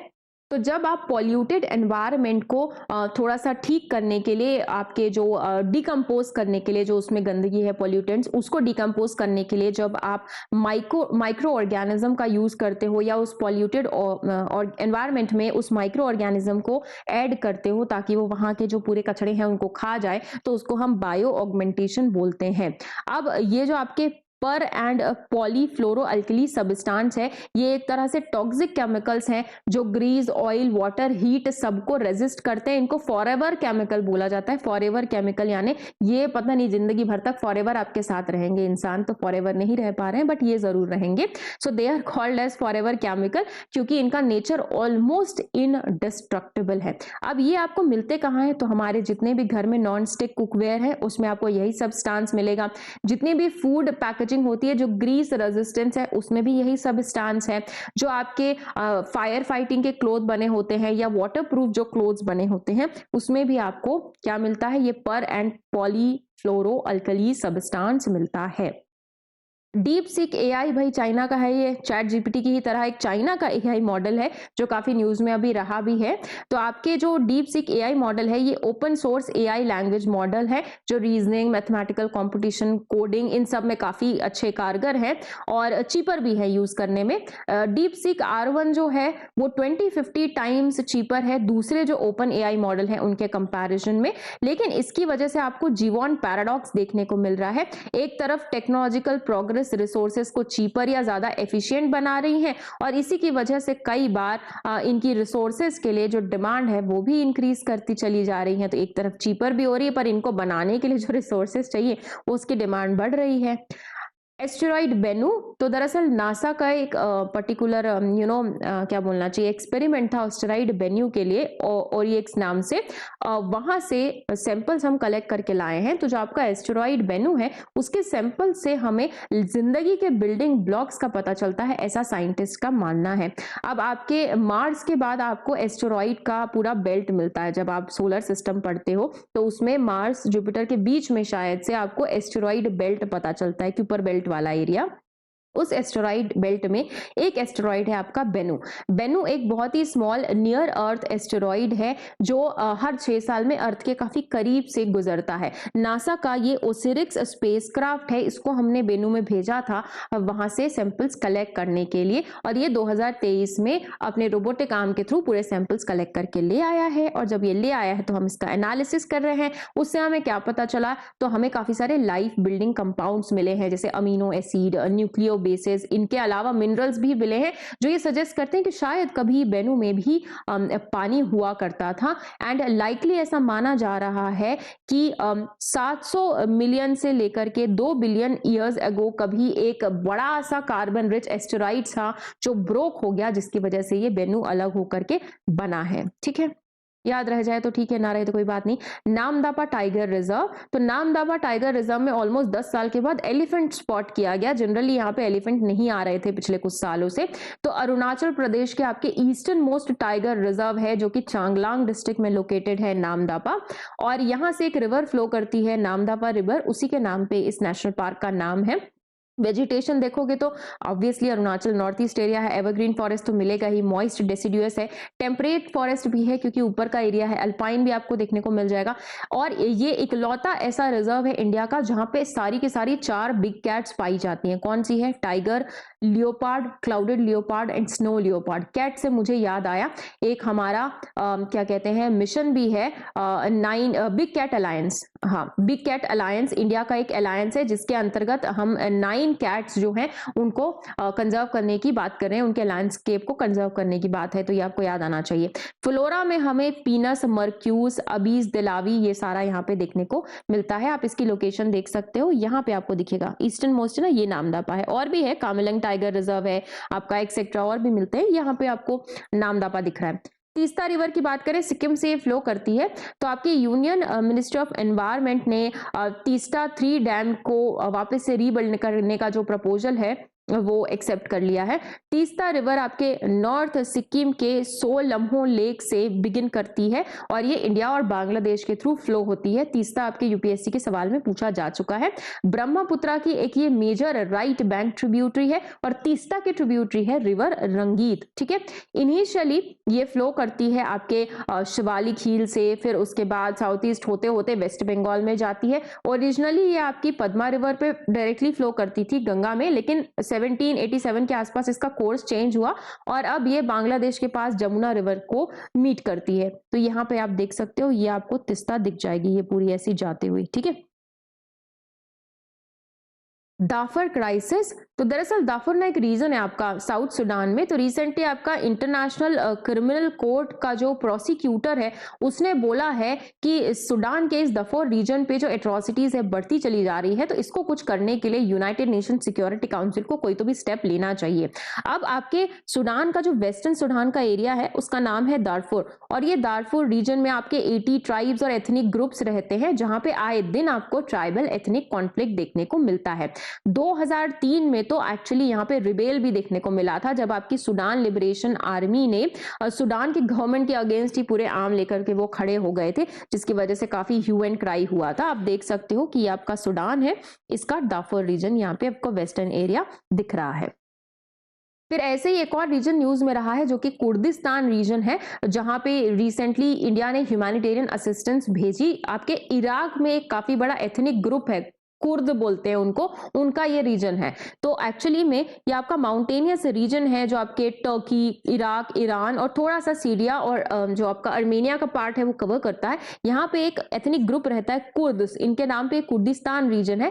वर्ल्ड वॉर 1 के बाद ना एक ट्रीटी ऑफ सेवर्स हुआ था जिसके अंतर्गत जो वेस्टर्न आपके पावर्स थे उन्होंने प्रॉमिस किया था कि कुर्द को उनका खुद का होमलैंड मिलेगा, बट ऐसा कुछ हुआ नहीं, क्योंकि उसके बाद 1924 की एक ट्रीटी ऑफ लुसाने हुई जिसके अंतर्गत कुर्द्स को डिवाइड कर दिया गया। आपके जो मिडिल ईस्ट कंट्री है वही डिवाइड हो गई, कुछ कुर्द इधर चले गए, कुछ उधर चले गए, तो उनका खुद का होमलैंड तो बन ना पाया, बस खत्म कहानी हो गई। तो आप ये देख सकते हैं, ये जो पूरा ये रीजन आपको हाईलाइटेड दिख रहा है ये कुर्दिस्तान रीजन है। ठीक है, जॉर्जिया जिसका कैपिटल है बिलिसी, तो जॉर्जिया मलेरिया फ्री डिक्लेयर हो गया है। जॉर्जिया आपके ट्रांस कॉकस रीजन की एक कंट्री है जो ईस्टर्न यूरोप और वेस्टर्न एशिया के इंटरसेक्शन पे है। रशिया, अजरबैजान, अर्मेनिया, टर्की इसको बॉर्डर करते हैं। इनफैक्ट ब्लैक सी से भी ये बॉर्डर होती है। इसका हाईएस्ट पॉइंट माउंट सकारा है और माउंटेन रेंजेस में आपको ऑब्वियसली कॉकस रेंज मिलती है, ग्रेटर एंड लेसर। रिवर्स में इंगोरी, मटकोवेरी, कोडारी। कॉन्फ्लिक्ट रीजन्स भी इनमें है, अबखाजिया, साउथ ओसेतिया, अजारिया। आप देख सकते हैं यहाँ पर आपको जॉर्जिया दिख जाएगा। इधर पे ब्लैक सी है, कैस्पियन सी इधर पे है, रशिया है, इधर यूक्रेन आपको दिख रहा है, अर्मेनिया, अजरबैजान है। तो ये एरिया थोड़ा ध्यान से पढ़ना क्योंकि अर्मेनिया, अजरबैजान भी न्यूज में थे। रिपब्लिक ऑफ ग्यूना, इनका कैपिटल कोनोक्री है। रिपब्लिक ऑफ ग्यूना क्यों न्यूज में है? क्योंकि इसने स्लिपिंग सीकनेस नाम की जो बीमारी है जिसको कि आप ट्रिपैनोसोमेसिस बोलते हो उसको एलिमिनेट कर लिया है। ट्रिपैनोसोमेसिस जो है वो आपके स्टेट पीएससीज में कई बार पूछी जाती है। तो पूरी की पूरी उस बीमारी को नहीं एलिमिनेट किया, एक्चुअली ट्रिपैनोसोमेसिस का एक फॉर्म है गैम्बिनीज, उसको एलिमिनेट किया है। ग्यूना आपके वेस्ट अफ्रीका की एक कंट्री है जो अटलांटिक कोस्ट में लोकेटेड है। इसके नॉर्थ वेस्ट में ग्यूना बासू है, नॉर्थ में आपके सेनेगल है, माली है, कोट डिवोर, लिबेरिया, सारा लियोनी, ये सारी कंट्री हमने इकोवास में भी देखी, याद है। तो आपके कैपिटल जो आपका ट्रॉपिकल क्लाइमेट रहेगा, माउंटेन रेंजेस निम्बा, लोमा है। रिवर्स आपकी निगार, गैम्बिया, बोयाक ये सारी बहती हैं। माउंट निम्बा यहाँ की हाईएस्ट पीक है, ये आप देख सकते हो ग्यूना। ऊपर भी हमने इकोवास में ये आपका देखा ही ना, तो ऑब्वियसली लाओ पीडीआर जो है यानी कि पीपल्स डेमोक्रेटिक रिपब्लिक, जिसका कैपिटल है वेंशियाने। तो वेंशियाने ये क्यों न्यूज में आया है? क्योंकि आपकी इंडियन एम्बेसी ने 67 इंडियंस को साइबर स्कैम सेंटर से रेस्क्यू किया, which was located in Gondal triangle special economic zone of लाओ पीडीआर। आपका लाओ पीडीआर ना साउथ ईस्ट एशिया की एक लैंड लॉक्ड कंट्री है and it is a part of golden triangle. Golden triangle मतलब आपके ओपियम प्रोड्यूसिंग जो रीजन्स हैं, थाईलैंड, म्यांमार वाले। आपका जो लाओ पीडीआर है ये China, Vietnam, Cambodia, Thailand, Myanmar के साथ बाउंड्री शेयर करता है। It is also the member of ASEAN. Geographically देखोगे तो इसमें आपको शियांग कियांग बोलोवेंट्स टाइप के प्लेट्यू मिलेंगे। माउंटेन रेंज में अनामाइट भी है। पूबिया इसका हाईएस्ट पीक है। मेकोंग रिवर यहाँ से भी बहती है जो म्यांमार और थाईलैंड को बॉर्डर करती है और इसका जो कैपिटल वेंशियान है वो आपके इसी मेकोंग रिवर में लोकेटेड है। तो आप देख सकते हैं ये दिख गया आपका लाओ, है ना। Another that we have is Kara sea, तो आपके रशिया के पास है ये। रशिया का एक न्यूक्लियर पावर्ड वेसल है जो कार्गो वेसल के साथ कोलाइड हो गया था कारा सी में, जिसकी वजह से ये न्यूज में आ गया। कारा सी आपके आर्कटिक ओशन की एक शेलो मार्जिनल सी है जो साइबेरिया के नॉर्थ में लोकेटेड है और आपके लास्ट आइस एज में बहुत सारा जो ग्लेशियर है वो मेल्ट हुआ था जिससे कि ये पूरी की पूरी सी बन गई है। और इसके वेस्ट में आपको बेरेंट सी देखने को मिलती है और इसके ईस्ट में लाप्तेव सी देखने को मिलती है। One of coldest sea in the world के तौर पे इसको जाना जाता है। कारा सी में कुछ रिवर्स भी आती हैं, आपकी ओब रिवर जो हम पढ़ते हैं, कारा रिवर पढ़ते हैं। इंपॉर्टेंट आइलैंड में आपको बेली मिलेगा, तैमार मिलेगा, दिक्सॉन मिलेगा, ओलेनी मिलेगा। लोकेशन देखो ये आपको कारा सी दिख रहा है। यहाँ पे रशिया है, यहाँ पे कारा सी है, यहाँ पे आर्कटिक ओशन है, ये आपकी बेरेंट सी इधर दिखाई देती है, यहाँ पे आपको कारा क्या बोलते हैं स्ट्रेट दिखाई दे रहा है। ठीक है, and with that we have covered the 4th week of January 2025। अगर आपको ये वीडियो हेल्पफुल लग रहा है, पसंद आ रहा होगा तो please considering subscribing the channel and also liking this video, क्योंकि ये बनाने में बहुत मेहनत लगती है और मैं बहुत सोच के लिए आपके लिए कंटेंट बनाती हूँ और पूरा उसको विजुअलाइज करने की कोशिश करती हूँ कि भाई फोटोज डाल दें ताकि आपको देख के समझ में आए कि चीज क्या है और क्या चल रही है। सो अगर पसंद आया है तो make sure to like and thank you so much for watching. Keep studying.